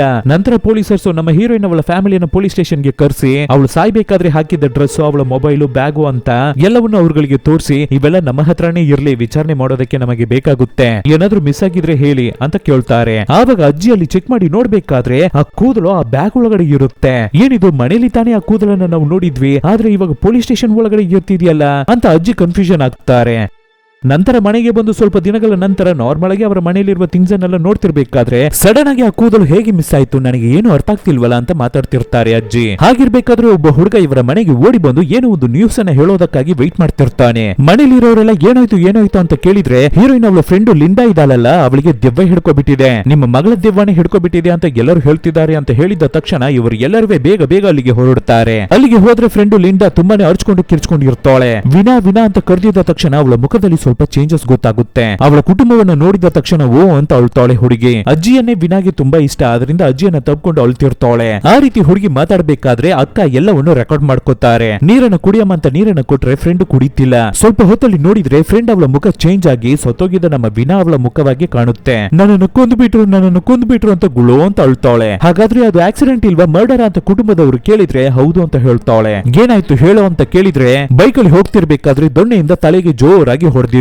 ನಂತರ ಅದೇ ದೊಣ್ಣೆಯಿಂದ ಇವಳ ಮುಖಕ್ಕೆ ಜೋರಾಗಿ ಹೊಡೆದಿದ್ದಾರೆ. ನಂತರ ಅವಳ ಕೈಗೆ ಹೊಡೆದು ಅವಳ ಕೈ ಮೂಳೆಯನ್ನು ಮುರಿದಿದ್ದಾರೆ. ಮೋಟಾರ್ ಬೈಕ್ ಅಲ್ಲಿ ಅವಳನ್ನ ಕಟ್ಟಿ ಹಾಗೆ ಎಲ್ಲಿಗೋ ಎಳೆದು ಹೋಗಿದ್ದಾರೆ. ಎಲ್ಲಿಗೆ ಅವಳನ್ನ ಎಳ್ಕೊಂಡು ಹೋದ್ರು ಅಂತ ಇವಳಿಗೆ ನೆನಪಿಲ್ಲ, ಯಾಕೆಂದ್ರೆ ಆ ಸಮಯದಲ್ಲಿ ಈ ಹುಡುಗಿ ಅನ್ಕಾನ್ಶಿಯಸ್ ಆಗ್ಬಿಟ್ಟಿದ್ಲು. ಒಂದು ಜಾಗಕ್ಕೆ ಇವಳನ್ನ ಎಳ್ಕೊಂಡು ಹೋಗಿ ಇವಳ ಕಣ್ಣನ್ನ ಬೆಲ್ಟ್ ಇಂದ ಕೊಟ್ಟಿದ್ದಾರೆ. ಆವಾಗ ಆ ಗ್ಯಾಂಗಿನ ಲೀಡರ್ ಆ ಹುಡುಗನೇ ಫಸ್ಟ್ ಈ ಹುಡುಗಿಯನ್ನ ರೇಪ್ ಮಾಡಿದಾನೆ. ಅವನ ಇಡೀ ಗ್ಯಾಂಗ್ ಇದನ್ನ ನೋಡಿ ಖುಷಿಯಾಗಿದ್ದಾರೆ. ಅವಳ ಮುಖಕ್ಕೆ ಹುಗಿದ್ಬಿಟ್ಟೆ ಅವಳನ್ನ ನಾಶ ಮಾಡಿದಾನೆ. ಅವತ್ತು ಬಾತ್ರೂಮ್ ಅಲ್ಲಿ ಇಟ್ಟು ಇವಳು ಅವನ ಮುಖಕ್ಕೆ ಹುಗಿದ್ಲಲ್ವಾ, ಆ ಒಂದು ವಿಷಯದಿಂದ ಇವನು ಇವಾಗ ಹುಡುಗಿಯನಿಗೆ ಎಷ್ಟು ಚಿತ್ರಹಿಂಸೆ ಮಾಡ್ತಿದ್ದಾನೆ ನೋಡಿ. ನಂತರ ಅಲ್ಲಿ ಬೆಡ್ ಕಸದ ರೀತಿ ಬಿದ್ದಿರುತ್ತೆ ಅಲ್ವಾ, ಅದ್ರ ಮೇಲೆ ಹುಡುಗಿಯನ್ನ ದಬಾಕ್ಸ್ಬಿಟ್ಟು ತುಂಬಾನೇ ನಾಶ ಮಾಡಿದ್ದಾರೆ. ಆ ಗ್ಯಾಂಗ್ ಅಲ್ಲಿ ಒಬ್ಬೊಬ್ಬ ಹುಡುಗನುವೆ ಆ ಹುಡುಗಿಯನ್ನ ನಾಶ ಮಾಡಿದ ಮೇಲೆ ಆ ಹುಡುಗಿ ಮೇಲೇನೆ ಸೂಸು ಹೋಗಿದ್ದಾರೆ. ಆವಾಗ ಇವಳನ್ನ ಬೈಕಲ್ಲಿ ಕೂರಿಸಿ ಕರ್ಕೊಂಡ್ ಬಂದ ಅಲ್ವಾ ಫ್ರೆಂಡ್ ಹುಡುಗ, ಅವನನ್ನ ಆ ಜಾಗದಲ್ಲಿ ಇಟ್ಟು ಸರಿಯಾಗಿ ಜೋರಾಗಿ ಹೊಡಿತಾರೆ. ಇದನ್ನ ನೋಡು ಅಂತ ಹೇಳಿ ಅವನ ಮುಂದೆನೆ ಆ ಹುಡುಗಿಯನ್ನ ನಾಶ ಮಾಡ್ತಾರೆ. ಅದರ ನಂತರ ಇಬ್ಬರನ್ನು ದರದರನೆ ಜೋಳದ ಬಯಲು ಒಳಗಡೆ ಗೆಲ್ಕೊಂಡು ಹೋಗಿ ದೊಣ್ಣೆಯನ್ನ ಕೈಗೆ ತಗೋತಾರೆ. ಇನ್ನವೇ ಇಬ್ಬರಿಗೂ ಜೀವ ಇದೆ. ಸೊ ಅವ್ರಗಳ ಮುಖಕ್ಕೆ ದುಪ್ ಅಂತ ಹೊಡಿತಾನೆ ಇರ್ತಾರೆ. ಇದು ಸಾಕಾಗಲ್ಲ ಅಂತ ಹುಡುಗಿಯನ್ನ ಮಲಗಿಸಿ ಅವಳ ಕಾಲ್ ಮೇಲೆ ಬೈಕನ್ನ ತಗೊಂಡು ಬಂದು ಹತ್ತಿಸ್ತಾರೆ. ಆ ರೀತಿ ಹತ್ತಿಸಿ ಅವಳ ಕಾಲ್ ಮೂಳೆಗಳನ್ನು ಮುರಿತಾರೆ. ನಂತರ ಇನ್ನೊಬ್ಬ ನಾನು ಬೈಕನ್ನ ಹತ್ತಿಸ್ತೀನಿ ಅಂತ ಅವನು ಹತ್ತಿಸ್ತಾನೆ. ನಂತರ ಇನ್ನೊಬ್ಬ ಅದೇ ರೀತಿ ಮಾಡ್ತಾನೆ. ಈ ಕಡೆ ಫ್ರೆಂಡ್ ಹುಡುಗನಿಗೆ ಅವನ ಕಣ್ಣಿಗೆ ಸೇರಿಸಿ ಒಂದು ಏಟು, ನಂತರ ಒಂದು ಕಲ್ಲು ಬಂಡೆಯನ್ನ ತಗೊಂಡು ಬಂದು ಅವನ ಮುಖಕ್ಕೇನೆ ಹೊಡೆದು ಅವನ ಮುಖವನ್ನ ಚಿಂದಿ ಮಾಡ್ತಾರೆ. ಇದನ್ನೆಲ್ಲ ಇವಾಗ ಹುಡುಗಿ ಹೇಳ್ತಾ ಅವಳ ಫ್ರೆಂಡ್ ಅವಳ ಫ್ಯಾಮಿಲಿನೂ ಸರಿ, ನಮ್ಮ ಹೀರೋಯಿನ್ ಅವಳ ಕುಟುಂಬವೂ ಸರಿ ಬಿದ್ದು ಅಳ್ತಾರೆ. ನಂತರ ಗ್ಯಾಂಗು ಇಬ್ಬರ ಬಾಡಿಯನ್ನು ಎಳೆದು ಬಂದು ಬೈಕನ್ನ ತಳ್ಳಿ ಬಿಟ್ರಲ್ವಾ, ಅದೇ ರೋಡ್ ಸೈಡ್ ಗೆ ಇವ್ರಗಳ ಬಾಡಿಯನ್ನ ಬಿಸಾಕ್ಬಿಟ್ಟು ಅವ್ರಗಳ ಗಾಡಿಯನ್ನು ತಗೋಬಿಟ್ಟು ಅಲ್ಲಿಂದ ಹೊರಟು ಬಿಟ್ಟಿರ್ತಾರೆ. ಅದಕ್ಕೆ ಇವಾಗ ಬಿಡಮ್ಮ, ನಿನ್ನ ಇವಾಗ ಯಾರು ಡಿಸ್ಟರ್ಬ್ ಮಾಡದೇ ಇರುವ ಜಾಗಕ್ಕೆ ಹೋಗ್ಬಿಟ್ಟಿದ್ಯಲ್ಲ. ಇಲ್ಲ, ನಾನು ಒಬ್ಬನನ್ನು ಬಿಡಲ್ಲ, ಯಾವನನ್ನು ನಾನು ಮರೆಯೋದಿಲ್ಲ, ಯಾವನನ್ನು ನಾನು ಕ್ಷಮಿಸೋದಿಲ್ಲ ಅಂತ ಕಿರ್ಚ್ಕೋತಾಳೆ. ಇದನ್ನೆಲ್ಲ ಮಾಡಿದ್ದು ಒಬ್ಬ ಪೊಲೀಸ್ ಅವನ ಮಗನೇ ಅಂತಾನು ಹೇಳ್ತಾಳೆ. ಅವನ ಮುಖಕ್ಕೆ ನಾನು ಹೋಗ್ದಿದ್ರಿಂದ ನನ್ನನ್ನು ಈ ರೀತಿ ನಾಶ ಮಾಡಿಬಿಟ್ರು ಅಂತ ಹೇಳ್ತಾಳೆ. ನೀನು ನೀರನ್ನು ಕುಡಿಬೇಕು ಕಣಮ್ಮ, ನೀನು ಇರ್ತಾ ಇರೋದು ನಿನ್ನ ಫ್ರೆಂಡ್ ಅವಳ ಮೈ ಒಳಗಡೆ, ಅವಳಿಗೆ ನೀರು ಬೇಕಾಗಿದೆ ನೋಡು, ಆಲ್ರೆಡಿ ಮೈ ಫ್ರೀಸ್ ಆಗ್ಬಿಟ್ಟಿದೆ, ಪ್ಲೀಸ್ ನೀರನ್ನ ಕುಡಿಯಮ್ಮ ಅಂತ ಹೇಳ್ಬೇಕಾದ್ರೆ ಫ್ರೆಂಡಿಗಾಗಿ ನೀರನ್ನ ಕುಡಿತಾಳೆ. ಅಷ್ಟೇ ನೆಕ್ಸ್ಟ್ ಸೆಕೆಂಡ್ ಆ ಮುಖ ಅವಳ ಫ್ರೆಂಡ್ ಅವಳ ಮುಖಕ್ಕೆ ಚೇಂಜ್ ಆಗುತ್ತೆ. ಅವಳ ಕಣ್ಣು ಫುಲ್ ವೈಟ್ ಆಗಿತ್ತಲ್ವಾ, ಇವಾಗ ಮತ್ತೆ ನಾರ್ಮಲ್ ಕಣ್ಣಾಗಿ ಚೇಂಜ್ ಆಗಿ ಕಂಪ್ಲೀಟ್ ಅವಳ ಫ್ರೆಂಡ್ ರೂಪಕ್ಕೆ ಬಂದ್ಬಿಟ್ಟಿದ್ದಾಳೆ ಅನ್ಸುತ್ತೆ. ತನಗೆ ನಡೆದಿದ್ದ ಅನ್ಯಾಯ ಅವಳ ಕುಟುಂಬಕ್ಕೆ ಗೊತ್ತಾಗ್ಬೇಕು ಅನ್ನೋದ್ರಿಂದಾನೇ ಅವಳ ಆತ್ಮ ಇಷ್ಟೊತ್ತು ಸುತ್ತಾಡಿದೆ. ಅದೇ ತರ ಇವಾಗ ಅವಳ ಕುಟುಂಬಕ್ಕೆ ತಿಳಿಸ್ಬಿಟ್ಟಿದೆ ಅಂತ ಬ್ಯೂಟಿಷಿಯನ್ ಅಜ್ಜಿ ಹೇಳ್ತಾರೆ. ಪೊಲೀಸ್ ಅವರ ಮಗನನ್ನ ನಮ್ಮ ಕೈಯಲ್ಲಿ ಏನನ್ನ ಮಾಡೋಕೆ ಆಗುತ್ತೆ ಅಂತ ಕುಟುಂಬ ಯೋಚನೆ ಮಾಡ್ಬೇಕಾದ್ರೆ ಅಕ್ಕ ಹುಡುಗಿ ಯೂಟ್ಯೂಬರ್ ಹುಡುಗನಿಗೆ ಫೋನ್ ಕಾಲ್ ಅನ್ನ ಮಾಡ್ತಾಳೆ. ನಾನೇ ಸತ್ತೋಗಿದ್ದ ವೀಣಾ ಅವಳ ಅಕ್ಕ ಮಾತಾಡ್ತಿದ್ದೀನಿ, ನನಗೆ ಒಂದು ಹೆಲ್ಪ್ ಅನ್ನ ನೀವು ಮಾಡೋಕೆ ಆಗುತ್ತಾ ಅಂತ ಕೇಳ್ತಾಳೆ. ಫ್ರೆಂಡ್ ಲಿಂಡಾ ಅವಳ ಮೈಗೆ ದೆವ್ವ ಹತ್ತಿ ಅವಳು ಮಾತಾಡಿದ್ದು ಎಲ್ಲವನ್ನು ಫೋನ್ ಅಲ್ಲಿ ರೆಕಾರ್ಡ್ ಮಾಡ್ಕೊಂಡ್ಲಲ್ವಾ ಅಕ್ಕ ಹುಡುಗಿ, ಅದನ್ನ ಈ ಯೂಟ್ಯೂಬರ್ ಗೆ ಕೊಟ್ಟು ಪಬ್ಲಿಕ್ ಆಗಿ ಅಪ್ಲೋಡ್ ಮಾಡಿಸ್ಬಿಟ್ಲು ಅನ್ಸುತ್ತೆ. ಅದನ್ನ ಹುಡುಗ ಪೋಸ್ಟ್ ಮಾಡಿಬಿಟ್ಟ. ಅಷ್ಟೇ ಇಡೀ ಊರೇ ಅದ್ರ ಬಗ್ಗೆನೆ ಮಾತಾಡ್ತಿರ್ತಾರೆ. ಅವ್ರುಗಳು ಓದಿದ್ದ ಸ್ಕೂಲ್ ಇಂದ ಎಲ್ಲಾ ಕಡೆನೂ ಇದ್ರ ಬಗ್ಗೆನೆ ಮಾತಾಡ್ತಿರ್ತಾರೆ. ನೋಡಿದ್ರೆ ಪೊಲೀಸ್ ಅವರು ಇದನ್ನ ರೆಕಾರ್ಡ್ ಮಾಡಿದ್ಲಲ್ವಾ ಅಕ್ಕ ಹುಡುಗಿ, ಅವಳನ್ನ ಸ್ಟೇಷನ್ ಗೆ ಕರ್ಸಿರ್ತಾರೆ. ಜೊತೆಗೇನೆ ಅಜ್ಜಿನೂ ಬಂದಿರ್ತಾರೆ. ಏನೋ ಆ ವಿಡಿಯೋ ಟ್ರೆಂಡ್ ಆಗ್ಬಿಟ್ಟಿದೆ ಅಂತ ನಮ್ಮನ್ನ ಕರೆದು ಕೂರಿಸಿ ಮಾತಾಡ್ತಿದ್ದೀರಾ, ರೆಕಾರ್ಡ್ ಮಾಡಿದ್ದು ಏನು ತಪ್ಪಿಲ್ವಲ್ಲ ಅಂತ ಅಜ್ಜಿ ಹೇಳ್ತಾರೆ. ಅದ್ರ ಬಗ್ಗೆ ಎಲ್ಲ ಆಮೇಲೆ ಮಾತಾಡೋಣ, ಫಸ್ಟ್ ನೀರನ್ನು ಕುಡೀರಿ ಅಂತ ಅಜ್ಜಿ ಮತ್ತೆ ಅಕ್ಕ ಹುಡುಗಿಯನ್ನ ಬಿದ್ದು ಬಿದ್ದು ನೋಡ್ಕೋತಾರೆ ಪೊಲೀಸರ್ಸ್. ಒಬ್ಬ ಒಳ್ಳೆ ಪೊಲೀಸ್ ಆಫೀಸರ್ ಇವ್ರುಗಳನ್ನ ಇಲ್ಲಿಗೆ ಕರೆಸಿ ಪೊಲೀಸರ್ಸ್ಗೆನೆ ಈ ಡೆತ್ ಮೇಲೆ ಒಂದು ಡೌಟ್ ಇರ್ತಿದೆ, ಇದೊಂದು ಮರ್ಡರ್ ಆಗೇ ಇರಬೇಕು ಅಂತ. ಆದ್ರೂ ಬೇಕಾದಷ್ಟು ಎವಿಡೆನ್ಸ್ ಸರಿಯಾಗಿ ನಮ್ಮ ಹತ್ರ ಇಲ್ಲ. ಇಲ್ಲಿ ಒಬ್ರು ಲಾಯರ್ ಅವರು ಬಂದು ಕೂತಿದ್ದಾರೆ ಅಲ್ವಾ, ಇವರು ನಮ್ಮ ಯೂಟ್ಯೂಬರ್ ಅವನ ರಿಲೇಟಿವ್ ಅನ್ಸುತ್ತೆ, ಅಣ್ಣ ಆಗ್ಬೇಕು ಅನ್ಸುತ್ತೆ. ಪೊಲೀಸ್ ಅವರ ಮಗನೇ ಇದನ್ನ ಮಾಡಿರೋದು ಅನ್ನೋದ್ರಿಂದ ಪೊಲೀಸರ್ಸ್ ಎಲ್ಲರೂ ಇದನ್ನ ಮುಚ್ಚುಮರೆ ಮಾಡೋದಕ್ಕೆ ನೋಡ್ತಾರೆ. ಅದಕ್ಕೆ ತುಂಬಾನೇ ಚಾನ್ಸಸ್ ಇದೆ ಅಂತ ಹೇಳ್ತಾರೆ ಇವರು. ಒಬ್ಬ ಪೊಲೀಸ್ ಅವರ ಮಗ ಅಂತ ಮಾತ್ರವೇ ಆ ರೆಕಾರ್ಡಿಂಗ್ ಅಲ್ಲಿ ಇರ್ತಾ ಇರೋದು, ಯಾರು ಏನು ಅನ್ನೋದು ಕರೆಕ್ಟ್ ಆಗಿಲ್ಲ, ಅವನ ಹೆಸರು ಗೊತ್ತಾಗ್ತಿಲ್ಲ. ಮೇ ಬಿ ಆ ರೆಕಾರ್ಡಿಂಗ್ ಅಲ್ಲಿ ಹೇಳಿದ ರೀತಿನೇ ಎಲ್ಲವೂ ನಿಜವಾಗಿಯೇ ನಡೆದಿರಬಹುದು. ಸರಿ, ಓಕೆ, ಇದಕ್ಕೆ ಸಂಬಂಧಪಟ್ಟ ಆ ಬೈಕ್ ಗ್ಯಾಂಗ್ ಅನ್ನ ಹಿಡಿದು ವಿಚಾರಿಸೋಣ ಅಂತ ನೋಡಿದ್ರೆ ಹುಡುಗರು ಎಲ್ಲರೂ ಅಬ್ಸ್ಕ್ಯಾಂಡ್ ಆಗ್ಬಿಟ್ಟಿದ್ದಾರೆ. ರೆಕಾರ್ಡಿಂಗ್ ಅಲ್ಲಿ ಹೇಳಿದ ರೀತಿನೇ ಆ ಹುಡುಗಿ ರೇಪ್ ಮಾಡಲಾಗಿದ್ರೆ ಅದು ಪೋಸ್ಟ್ ಮಾರ್ಟಮ್ ರಿಪೋರ್ಟ್ ಅಲ್ಲಿ ಗೊತ್ತಾಗ್ಬಿಡುತ್ತೆ. ಅವಳು ರೇಪ್ ಆಗಿದ್ದು ನಿಜ, ಅವಳು ನಾಶವಾಗಿದ್ದು ನಿಜ ಅನ್ನೋದನ್ನ ಪ್ರೂವ್ ಮಾಡ್ಬೇಕು ಅಂದ್ರೆ ನೀವು ಊತಾಕಿದ ಅವಳ ಡೆಡ್ ಬಾಡಿಯನ್ನ ತೆಗೆದು ಪೋಸ್ಟ್ ಮಾರ್ಟಮ್ ಗೆ ಕಳಿಸಬೇಕು ಅಂತ ಲಾಯರ್ ಜೊತೆಗೆ ಇರುವ ಒಳ್ಳೆ ಪೊಲೀಸ್ ಆಫೀಸರ್ ಹೇಳಿರ್ತಾರೆ. ಆದ್ರೆ ಅಜ್ಜ ಮನೆಯಲ್ಲಿ ಇಲ್ಲ ಆಗೋದಿಲ್ಲ, ಆ ರೀತಿ ಮಾಡೋದೆಲ್ಲ ತಪ್ಪು, ಅವಳು ಸತ್ತ ನಂತರವೂ ಅವಳಿಗೆ ನೆಮ್ಮದಿ ಇರಲ್ಲ ಅನ್ನೋ ರೀತಿ ಹೇಳ್ತಿರ್ತಾರೆ. ಇದ್ರ ಬಗ್ಗೆ ಇವಾಗ ಕುಟುಂಬ ಮಾತಾಡ್ತಿರುತ್ತೆ. ಆವಾಗ ಅಜ್ಜಿ ಇಲ್ಲ ಇದನ್ನ ಮಾಡಲೇಬೇಕು ನಾವು ಅಂತ ಹೇಳ್ತಿರ್ತಾರೆ. ಅಕ್ಕ ಹುಡುಗಿನೂ ಹೌದು, ನಾವು ಪೋಸ್ಟ್ ಮಾರ್ಟಮ್ ರಿಪೋರ್ಟ್ ಗೆ ರೆಡಿ ಮಾಡ್ಲೇಬೇಕು ಅಂತ ಹೇಳ್ತಾಳೆ. ಇವಾಗ ಮಾತ್ರ ಹುಡುಗರನ್ನ ಹಿಡಿಯೋದಕ್ಕೆ ನಾವು ಸಹಾಯವನ್ನ ಮಾಡಲಿಲ್ಲ ಅಂದ್ರೆ ನನ್ನ ತಂಗಿಯ ರೀತಿ ಇನ್ನ ಎಷ್ಟು ಹುಡುಗಿಯರು ಕಷ್ಟಗಳನ್ನು ಅನುಭವಿಸ್ತಾರೋ ಏನೋ, ಮರ್ಡರ್ ಆಗ್ತಾರೋ ಏನೋ, ಇಲ್ಲ ಇದನ್ನ ನಾವು ತಡಿಲೇಬೇಕು, ಇದನ್ನ ಸುಮ್ನೆ ಬಿಡಬಾರ್ದು ಅಂತ ಅಕ್ಕ ಹೇಳ್ತಾಳೆ. ನೀವು ಎಲ್ಲರೂ ತಾನೇ ಕೇಳ್ತೀರಾ, ರಾತ್ರಿ ಆದ್ರೆ ವೀಣಾ ಅವಳ ಅಳುವ ಸದ್ದನ್ನ, ಅವಳ ಅಳುವಿಗೆ ನ್ಯಾಯ ಸಿಗೋದು ಬೇಡವಾ ಅಂತ ಅಕ್ಕ ಕೇಳ್ತಾಳೆ. ಇದಕ್ಕೆ ಕಾರಣವಾದವರು ಎಲ್ಲರೂ ಜೈಲಿಗೆ ಹೋಗ್ಲೇಬೇಕು ಅಂತ ಅರ್ಜುನ್ ಈ ಕಡೆ ಟೆನ್ಷನ್ ಆಗಿ ಹೇಳ್ತಿರ್ತಾರೆ. ಈ ಕಡೆ ಆ ರೌಡಿ ಹುಡುಗ ಅವನ ಮನೆಯಲ್ಲಿ ಬಾತ್ರೂಮ್ ಅಲ್ಲಿ ಕೂತಿರ್ಬೇಕಾದ್ರೆ ಅವನ ಕತ್ತಲ್ಲಿ ಏನೋ ಒಂದು ರೀತಿ ಆಗ್ತಿರುತ್ತೆ. ಹಿಂದೆ ತಿರುಗಿ ನೋಡಿದ್ರೆ ಏನೂ ಕಾಣ್ತಿಲ್ಲ. ಸಡನ್ ಆಗಿ ಮುಂದೆ ನೋಡಿದ್ರೆ ಕನ್ನಡಿಯಲ್ಲಿ ದೆವ್ವ ಅವನ ಹಿಂದೆ ನಿಂತಿರೋ ರೀತಿ ಕಾಣುತ್ತೆ. ಹಾಗೆ ಇವನನ್ನ ಹಿಡಿದು ದರದರನಿ ಗೆಳೆದು ಹೋಗಿ ಡೌಮ್ ಅಂತ ಅವನ ತಲೆಗೆ ಒಂದು ಡಿಚಿ, ನಂತರ ಅವನ ಕುತ್ತಿಗೆಯನ್ನ ಹಿಡಿದು ಬಾತ್ರೂಮ್ ಒಳಗಡೆಯಿಂದ ಜೋರಾಗಿ ಹೊರಗಡೆ ತಳ್ಳಿ ಬಿಡುತ್ತೆ. ನೆಕ್ಸ್ಟ್ ಸೆಕೆಂಡ್ ನೋಡಿದ್ರೆ ಎಲ್ಲವೇ ಕನ್ಸಾಗಿರುತ್ತೆ. ಈ ಹುಡುಗನೇ ಅವನಾಗಿದ್ದ ಅವನೇ ಹೋಗಿ ಕೆಳಗಡೆ ದುಪ್ಪು ಅಂತ ಬೀಳ್ತಿರ್ತಾನೆ. ಸರಿ ಕನ್ಸುತ್ತಾನೆ ಅಂತ ಹುಡುಗ ತಿರುಗಿದ್ರೆ ಅವನ ಕತ್ತಿಗೆನೆ ಒಂದು ಏಟು, ಹಾಗೆ ತಳ್ಕೊಂಡು ಹೋಗ್ತಿರ್ತಾನೆ. ಅವನ ತಲೆಯನ್ನ ಹಿಡಿದು ಹಾಗೆ ನೆಲ ಸೇರಿಸಿ ಒಂದು ಏಟು, ಅಯ್ಯೋ ಅಂತ ಕಿರ್ಚ್ಕೊಂಡು ಸುತ್ತಮುತ್ತ ನೋಡ್ತಾನೆ, ಯಾರು ಇಲ್ವಲ್ಲ ಅಂತ ಅನ್ಕೊಂಡ್ರೆ ಮುಂದೆನೆ ನಿಂತಿರ್ತಾಳೆ. ಕೈಗೆ ಒಂದು ದೊಣ್ಣೆಯನ್ನು ತಗೊಂಡು ಅವನ ಕೈಗೆ ಜೋರಾಗಿ ಒಂದು ಏಟು, ಅವನ ಕೈ ಮೂಳೆ ಮುರಿದೋಗುತ್ತೆ. ನೆಕ್ಸ್ಟ್ ಅವನ ಮುಖಕ್ಕೆ ಚತ್ ಅಂತ ಒಂದು ಏಟು, ಮುಖದಲ್ಲಿ ಅರ್ಧ ಕಿತ್ತೋಗುತ್ತೆ. ಹಾಗೆ ಅನ್ಕಾನ್ಶಿಯಸ್ ಆಗಿ ಬಿದ್ದೋಗ್ತಾನೆ ಹುಡುಗ. ನಂತರ ಅವನ ರೂಮ್ ಅನ್ನ ಬಿಟ್ಟು ಹೊರಗಡೆ ಎಳೆದು ತರುತ್ತೆ ಆ ದೆವ್ವ. ಅವನ ಕಾಲ್ಗಳು ಮಾತ್ರ ಡೋರ್ಗೆ ಆ ಕಡೆ ಇರುತ್ತೆ. ಡೋರ್ ಅನ್ನ ಪಟಾರ್ ಅಂತ ಕ್ಲೋಸ್ ಮಾಡಿ ಅವನ ಕಾಲ್ ಮೂಳೆಗಳನ್ನ ಮುರಿಯುತ್ತೆ ದೆವ್ವ. ಅವನು ವಿನಾಲಿಗೆ ಏನೆಲ್ಲ ಮಾಡಿದ್ನೋ ಅದನ್ನ ರಿಟರ್ನ್ ಅವನಿಗೆ ಕೊಡ್ತಿರ್ತಾಳೆ. ಅದರಲ್ಲೂ ಇಂಪಾರ್ಟೆಂಟ್ ಆಗಿ ಅವನು ಹೇಗೆ ಅವನ ಬೆಲ್ಟ್ ಅನ್ನ ಬಿಚ್ಚಿ ಅವಳ ಕಣ್ಣಿಗೆ ಕಟ್ಟಿದ್ನೋ ಅದೇ ತರ ಇವಾಗ ದೆವ್ವ ಅವನ ಕಣ್ಣಿಗೆ ಅವನ ಬೆಲ್ಟ್ ಅನ್ನ ಯೂಸ್ ಮಾಡಿ ಕಟ್ಟಿ ನೆಲಕ್ಕೆ ಡೋಮ್ ಅಂತ ಡಿಚ್ಚಿ ಮಾಡ್ತಾನೆ ಇರುತ್ತೆ. ಇವನು ಹೇಗೆ ಆ ಹುಡುಗಿಯನ್ನ ನಾಶ ಮಾಡಿದ್ನೋ ಅದೇ ರೀತಿ ಇವನಿಗೆ ನಡೀತಿರುತ್ತೆ. ಇವಾಗ ಕಟ್ ಮಾಡಿದ್ರೆ ನೆಕ್ಸ್ಟ್ ದಿನ ಬೆಳಗ್ಗೆ ನಮ್ಮ ಹೀರೋಯಿನ್ ಅವಳ ಮನೆಗೆ ಫ್ರೆಂಡ್ ಅವಳ ತಾಯಿನು ಬಂದಿರ್ತಾರೆ. ಇವಾಗ ಏನಕ್ಕಾಗಿ ಇವ್ರುಗಳು ಒಟ್ಟಿಗೆ ಸೇರಿದ್ದಾರೆ ಅಂದ್ರೆ ನಮ್ಮ ಹೀರೋಯಿನ್ ಅನ್ನ ಒಂದು ಜಾಗದಲ್ಲಿ ಊತಾಕಿದ್ರಲ್ವಾ, ಅಲ್ಲಿಂದ ಅವಳ ಬಾಡಿಯನ್ನು ತೋಡಿ ಪೋಸ್ಟ್ ಮಾರ್ಟಮ್ ಗೆ ಕಳಿಸ್ಬೇಕು. ಅದಕ್ಕಾಗಿನೇ ಈ ಕಡೆ ತೋರ್ತಿರ್ತಾರೆ. ಅಲ್ಲವೇ ಫ್ರೆಂಡ್ ಲಿಂಡಾ ಅವಳ ಮೈಗೆ ವೀಣಾ ಅವಳ ದೆವ್ವ ಬಂದು ಹತ್ಕೊಳ್ಳುತ್ತೆ. ಸೊ ಮಂಚದಲ್ಲಿ ಹುಡುಗಿಯನ್ನ ಹಾಗೆ ಮಲಗಿಸ್ತಾರೆ. ಈ ಕಡೆ ವೀಣಾ ಅವಳ ಡೆಡ್ ಬಾಡಿಯನ್ನು ಹೊರಗಡೆ ತೆಗ್ದಾಯ್ತು. ಅವಳ ಮುಖದಲ್ಲಿರುವ ಗಾಯಗಳನ್ನೆಲ್ಲ ರಿಸರ್ಚ್ ಮಾಡ್ತಾರೆ. ಗಾಯದ ಉದ್ದ ಎಷ್ಟು, ವಿಡ್ತ್ ಎಷ್ಟು, ಕೈ ಮೂಳೆಯನ್ನು ಮುರಿದಾಕದ್ರಲ್ವಾ, ಆ ಬೋನ್ ಎಷ್ಟು ಇಂಚು ಹೊರಗಡೆ ಬಂದಿದೆ, ಯಾವುದನ್ನು ಯೂಸ್ ಮಾಡಿ ಹೊಡೆದಿದ್ರೆ ಈ ರೀತಿ ಆಗಿರಬಹುದು. ನಂತರ ಅವಳ ಕಾಲ್ ಮೇಲೆ ಬೈಕ್ ಅನ್ನು ಹಚ್ಚಿ ಮೂಳೆಯನ್ನು ಮುರಿದಾಕಿರ್ತಾರೆ ಅಲ್ವಾ, ಅದ್ರ ಬಗ್ಗೆ ಎಲ್ಲ ರಿಸರ್ಚ್ ಮಾಡ್ತಿರ್ತಾರೆ. ಈ ಕಡೆ ಫ್ರೆಂಡ್ ಹುಡುಗಿ ತುಂಬಾನೇ ಕಷ್ಟಪಡ್ತಿದ್ದಾಳೆ ಅಲ್ವಾ, ಅವಳ ಲೈಫ್ ಅನ್ನು ನೋಡ್ಬೇಕಲ್ಲ.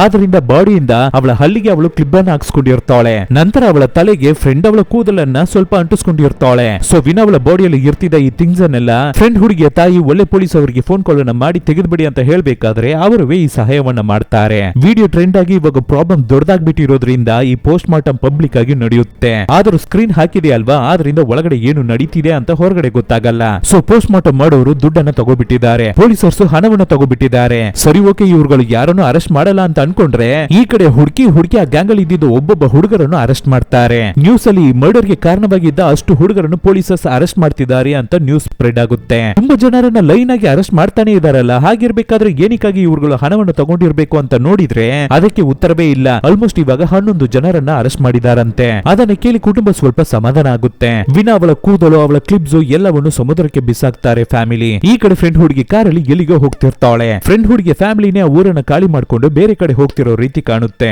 ಆದ್ರೂ ಇನ್ನುವೇ ಅವಳ ಫ್ರೆಂಡ್ ಬಗ್ಗೆ ಯೋಚನೆ ಮಾಡಿ ಹತ್ಕೊಂಡೆ ಹೋಗ್ತಿರ್ತಾಳೆ ನಮ್ಮ ಫ್ರೆಂಡ್ ಹುಡುಗಿ ಲಿಂಡಾ. ಆ ಹುಡುಗಿಯ ಕುಟುಂಬ ಆ ಊರನ್ನೇ ಖಾಲಿ ಮಾಡ್ಕೊಂಡು ಬೇರೆ ಊರಿಗೆ ಹೋಗ್ತಿರೋ ರೀತಿ ತೋರಿಸಿ ಇಲ್ಲಿಗೆನೆ ಮೂವಿ ಮುಗಿಯುತ್ತೆ. ಏನಿದು ಏನನ್ನು ಸರಿಯಾಗಿ ತೋರಿಸದೆ ಮೂವಿಯನ್ನ ಮುಗಿಸ್ಬಿಟ್ರಲ್ಲ ಅಂತ ಯಾರುವೇ ಅನ್ಕೋಬೇಡಿ. ತುಂಬಾ ಜನರನ್ನ ಪೊಲೀಸರ್ಸ್ ಅರೆಸ್ಟ್ ಮಾಡಿದ್ದನ್ನ ನಾವು ನೋಡಿದ್ವಿ. ಆದ್ರೆ ಆ ಪೊಲೀಸರ ಮಗ ಆ ಗ್ಯಾಂಗ್ ನ ಲೀಡರ್ ಗೆ ಏನಾಯ್ತು ಅನ್ನೋದು ನಮಗೆ ಗೊತ್ತಿಲ್ಲ ಅಲ್ವಾ. ಪೊಲೀಸರ್ಸ್ ಅವನನ್ನ ಹಿಡಿದೇ ಬಿಟ್ಬಿಟ್ಟಿದಾರಾ ಇಲ್ಲ ದೆಬ್ಬವಾಗಿ ಬಂದ್ಲಲ್ವಾ ನಮ್ಮ ಹೀರೋಯಿನ್ ಬಿನಾ ಆ ಹುಡುಗನನ್ನ ಹೊಡೆದೇ ಕೊಂದ್ಬಿಟ್ಲಾ ಅಂತ ಕ್ಲಾರಿಟಿ ಇಲ್ಲ. ಹಾಗೆ ನೋಡ್ತಿರ್ಬೇಕಾದ್ರೆ ಇದು ಬರೀ ಕತೆ ಅಲ್ಲ, ಇದು ನಿಜವಾಗ್ಲೂ ನಡೆದಿರುವ ಕತೆ ಅಂತ ಹಾಕ್ಬೇಕಾದ್ರೆ ಶಾಕ್ ಆಗ್ಬಿಟ್ಟೆ. ಇವೆಲ್ಲ ನಿಜವಾಗ್ಲೂ ಇಂಡೋನೇಷ್ಯಾದಲ್ಲಿ ನಡೀತಂತೆ. ಇದು ಬರೀ ಕತೆ ಅಲ್ಲ ನಿಜ ಅಂತ ಗೊತ್ತಾಗ್ಲಿಕ್ಕೆ ಬರ್ಬೇಕಾದ್ರೆ ನಿಮಗೂ ಕೂಡ ಶಾಕ್ ಆಗಿರ್ಬಹುದು. ಮೂವಿಯಲ್ಲಿ ನೋಡಿನೇ ಒಬ್ಬಳು ಹುಡುಗಿ ಇಷ್ಟೊಂದು ಚಿತ್ರಹಿಂಸೆಗಳನ್ನ ಅನುಭವಿಸಿದಲ್ಲ ಅಂತ ಅನ್ಕೋಬೇಕಾದ್ರೆ ನಮಗೆ ಶಾಕ್ ಆಗುತ್ತೆ ಅಲ್ವಾ. ಹಾಗಿರ್ಬೇಕಾದ್ರೆ ರಿಯಲ್ ಲೈಫ್ ಅಲ್ಲಿ ನಿಜವಾಗ್ಲೂ ಒಬ್ಳು ಹುಡುಗಿ ಇಷ್ಟೊಂದು ಕಷ್ಟಗಳನ್ನ ಅನುಭವಿಸಿದಾಳೆ ಅಂತ ನಮಗೆ ಗೊತ್ತಾಗ್ಲಿಕ್ಕೆ ಬರ್ಬೇಕಾದ್ರೆ ಕಣ್ಣಲ್ಲಿ ನೀರ್ ಬರೋ ರೀತಿ ಆಗ್ತಿದೆಯಲ್ಲ. ನಿಜವಾಗ್ಲೂ ಈ ಕತೆ ನಡೆದಿದ್ದು 2016ರಲ್ಲಿ ಇಂಡೋನೇಷ್ಯಾದಲ್ಲಿ. ಆ ಕೇಸಲ್ಲಿ ತುಂಬಾ ಜನರನ್ನ ಪೊಲೀಸರ್ಸ್ ಅರೆಸ್ಟ್ ಮಾಡಿ ಹಿಡಿದು ಹೋದ್ರಲ್ವಾ. ಅದ್ರಲ್ಲಿ ಅರ್ಧ ಜನ ಹೌದು ನಾವು ಆ ಹುಡುಗಿಯನ್ನ ನಾಶ ಮಾಡಿದ್ವಿ ಅಂತ ಅಪ್ರೂವರ್ ಆಗಿ ಚೇಂಜ್ ಆಗ್ಬಿಟ್ಟಿರ್ತಾರೆ, ಅಂದ್ರೆ ನಿಜವನ್ನ ಒಪ್ಕೊಬಿಟ್ಟಿರ್ತಾರೆ. ಆದ್ರೆ ಇನ್ನ ಕೆಲವರು ವಕೀಲರನ್ನ ಇಟ್ಟು ಇಲ್ಲ ಅದು ಆಕ್ಸಿಡೆಂಟ್ ಅಲ್ಲಿ ಅವ್ರುಗಳು ಸತ್ತೋಗಿರೋದು, ಸುಮ್ನೆ ನಮ್ಮ ತಲೆ ಮೇಲೆ ಈ ಕೇಸನ್ನ ಹಾಕ್ತಿದ್ದಾರೆ ಅಂತ ವಾದ ಮಾಡ್ತಿದಾರಂತೆ ಕೋರ್ಟ್ ಅಲ್ಲಿ. ಸೊ ಈ ತಪ್ಪನ್ನ ಮಾಡಿದ ಈ ಹುಡುಗರಿಗೆ ನಿಜ ಲೈಫ್ ಅಲ್ಲಿ ಶಿಕ್ಷೆ ಏನು ತಾನೇ ಸಿಕ್ತು ಅಂತ ನೋಡಿದ್ರೆ ಕಥೆಯಲ್ಲಿ 11 ಜನರು ಅಂತ ಹೇಳಿದ್ರಲ್ವಾ. ರಿಯಲ್ ಲೈಫ್ ಅಲ್ಲೂ ಅದೇ ರೀತಿನೇ 11 ಜನರಂತೆ. ಆದ್ರೆ ಪೊಲೀಸರ್ಸ್ ಹಿಡಿದಿದ್ದು 8 ಜನರನ್ನ. ಆ 8 ಜನರಲ್ಲಿ 7 ಜನರಿಗೆ ಲೈಫ್ ಲಾಂಗ್ ಶಿಕ್ಷೆಯನ್ನ ಜೈಲಲ್ಲೇ ಇರಬೇಕು ಅಂತ ಕೊಟ್ಬಿಟ್ಟಿರ್ತಾರೆ. ಒಬ್ಬನಿಗೆ 8 ವರ್ಷ ಮಾತ್ರ ಜೈಲು ಶಿಕ್ಷೆಯನ್ನು ಕೊಟ್ಟಿದ್ದಾರೆ. ಆದ್ರೆ 2016ರಲ್ಲಿ ನಡೆದಿದ್ದ ಈ ತಪ್ಪಿಗೆ ಶಿಕ್ಷೆಯನ್ನ 8 ವರ್ಷ ಅಂತ ಕೊಟ್ಟಿದ್ರೆ 2024ರಲ್ಲಿ ಅವನನ್ನ ರಿಲೀಸ್ ಮಾಡಬೇಕಾಗಿತ್ತು. ಆದ್ರೆ ಮುಂಚಿತವಾಗಿ 2020ರಲ್ಲಿ ಅವನನ್ನ ರಿಲೀಸ್ ಮಾಡ್ಬಿಟ್ಟಿದ್ದಾರೆ. ಏನು ಅಂತ ಕೇಳಿದ್ರೆ ಜೈಲಲ್ಲಿ ಅವನು ತುಂಬಾ ಒಳ್ಳೆಯವನಾಗಿರ್ತಿದ್ನಂತೆ, ಆದ್ರಿಂದ ಅವನನ್ನ ಬೇಗ ರಿಲೀಸ್ ಮಾಡ್ಬಿಟ್ರಂತೆ. ಟೋಟಲ್ ಆಗಿ 11 ಜನರು ಅಂತಾನೆ ಕಥೆಯಲ್ಲಿ ಹೇಳಿದ್ದು. 8 ಜನರಿಗೆ ಸಿಕ್ಕಿದ್ದ ಶಿಕ್ಷೆಯ ಬಗ್ಗೆ ನಮಗೆ ಗೊತ್ತಾಯ್ತು. ಒಬ್ಬ ಮಾತ್ರ ಅಬ್ಸ್ಕೆಂಡ್ ಆಗಿ ತಪ್ಪಿಸ್ಕೊಬಿಟ್ಟಿದ್ದ. ಅದು ಯಾರು ಆ ಪೊಲೀಸ್ ಅವರ ಮಗ, ಆ ಗ್ಯಾಂಗಿನ ಲೀಡರ್. ನಿಜದಲ್ಲಿ ಅವನ ಹೆಸರು ಬೆಕ್ಕಿ ಅಂತೆ. ಫೈನಲ್ ಆಗಿ ತಪ್ಪಿಸ್ಕೊಂಡು ಸುತ್ತಾಡ್ತಿದ್ದ ಆ ಪೊಲೀಸ್ ಅವರ ಮಗ, ಗ್ಯಾಂಗ್ ಲೀಡರ್ ಅನ್ನು ಪೊಲೀಸರ್ಸ್ ಹಿಡಿದು ಬಿಟ್ರಂತೆ. ಅವನನ್ನು ಕರೆದು ಬಂದು ಕೋರ್ಟ್ ಅಲ್ಲಿ ನಿಲ್ಲಿಸಿ ಅವನಿಗೆ ಲೈಫ್ ಲಾಂಗ್ ಶಿಕ್ಷೆಯನ್ನ ತಕ್ಕೊಟ್ಬಿಟ್ರು. ಅವನನ್ನು ಸೇರಿಸಿದ್ರೆ ಟೋಟಲ್ ಆಗಿ 9 ತಾನೇ ಬರ್ತಾ ಇದೆ, ಮಿಕ್ಕಿರುವ ಇಬ್ಬರು ಅಂತ ಕ್ವಶನ್ ಮಾಡಿದ್ರೆ ಅದಕ್ಕೆ ಉತ್ತರವೇ ಇಲ್ಲ. ಟೋಟಲ್ ಆಗಿ 11 ಜನರಲ್ಲ 9 ಜನರು ಮಾತ್ರವೇ ಅಂತ ಪೊಲೀಸ್ ಕಡೆಯಿಂದಾನೇ ಉತ್ತರ ಬರುತ್ತೆ. ಈ ಕ್ರೈಮ್ ಅನ್ನ ನಿಜ ಲೈಫ್ ಅಲ್ಲಿ ರಿಯಲ್ ಲೈಫ್ ಅಲ್ಲಿ ಮಾಡಿದ ಪಾಪಿಗಳ ಮುಖವೇ ಇದು. ನೋಡಿ ಹೇಗಿರ್ತಿದ್ದಾರೆ ಅಂತ. ನೋಡೋದಕ್ಕೆ ಅಮಾಯಕರ ರೀತಿ ಇರ್ತಿರುವ ಈ ಹುಡುಗರೇ ಆ ಹುಡುಗಿಗೆ ಅಷ್ಟೊಂದು ಚಿತ್ರ ಹಿಂಸೆಯನ್ನ ಕೊಟ್ಟು ಕೊಂದಿರೋದು. ಜೊತೆಗೆ ಸ್ಟಾರ್ಟಿಂಗ್ ಅಲ್ಲಿ ಹೀರೋಯಿನ್ ಜೊತೆ ಬೈಕ್ ಅನ್ನು ಓಡಿಸ್ಕೊಂಡು ಬಂದ ಅಲ್ವಾ, ಆ ಹುಡುಗನಿಗೆ ಏನಾಯ್ತು ಅಂತ ನೋಡಿದ್ರೆ ಅವನಿಗೆ ಹಾಸ್ಪಿಟಲ್ ಅಲ್ಲಿ ಇರ್ಬೇಕಾದ್ರೇನೆ ಸತ್ತೋಗ್ಬಿಟ್ನಂತೆ. ಸೊ ಇದೇ ತರ ಬೇಗನೆ ಇನ್ನೊಂದು ರಿಯಲ್ ಸ್ಟೋರಿಯ ಜೊತೆ ನಿಮ್ಮನ್ನ ಬಂದು ಭೇಟಿ ಆಗ್ತೀನಿ. Thank you.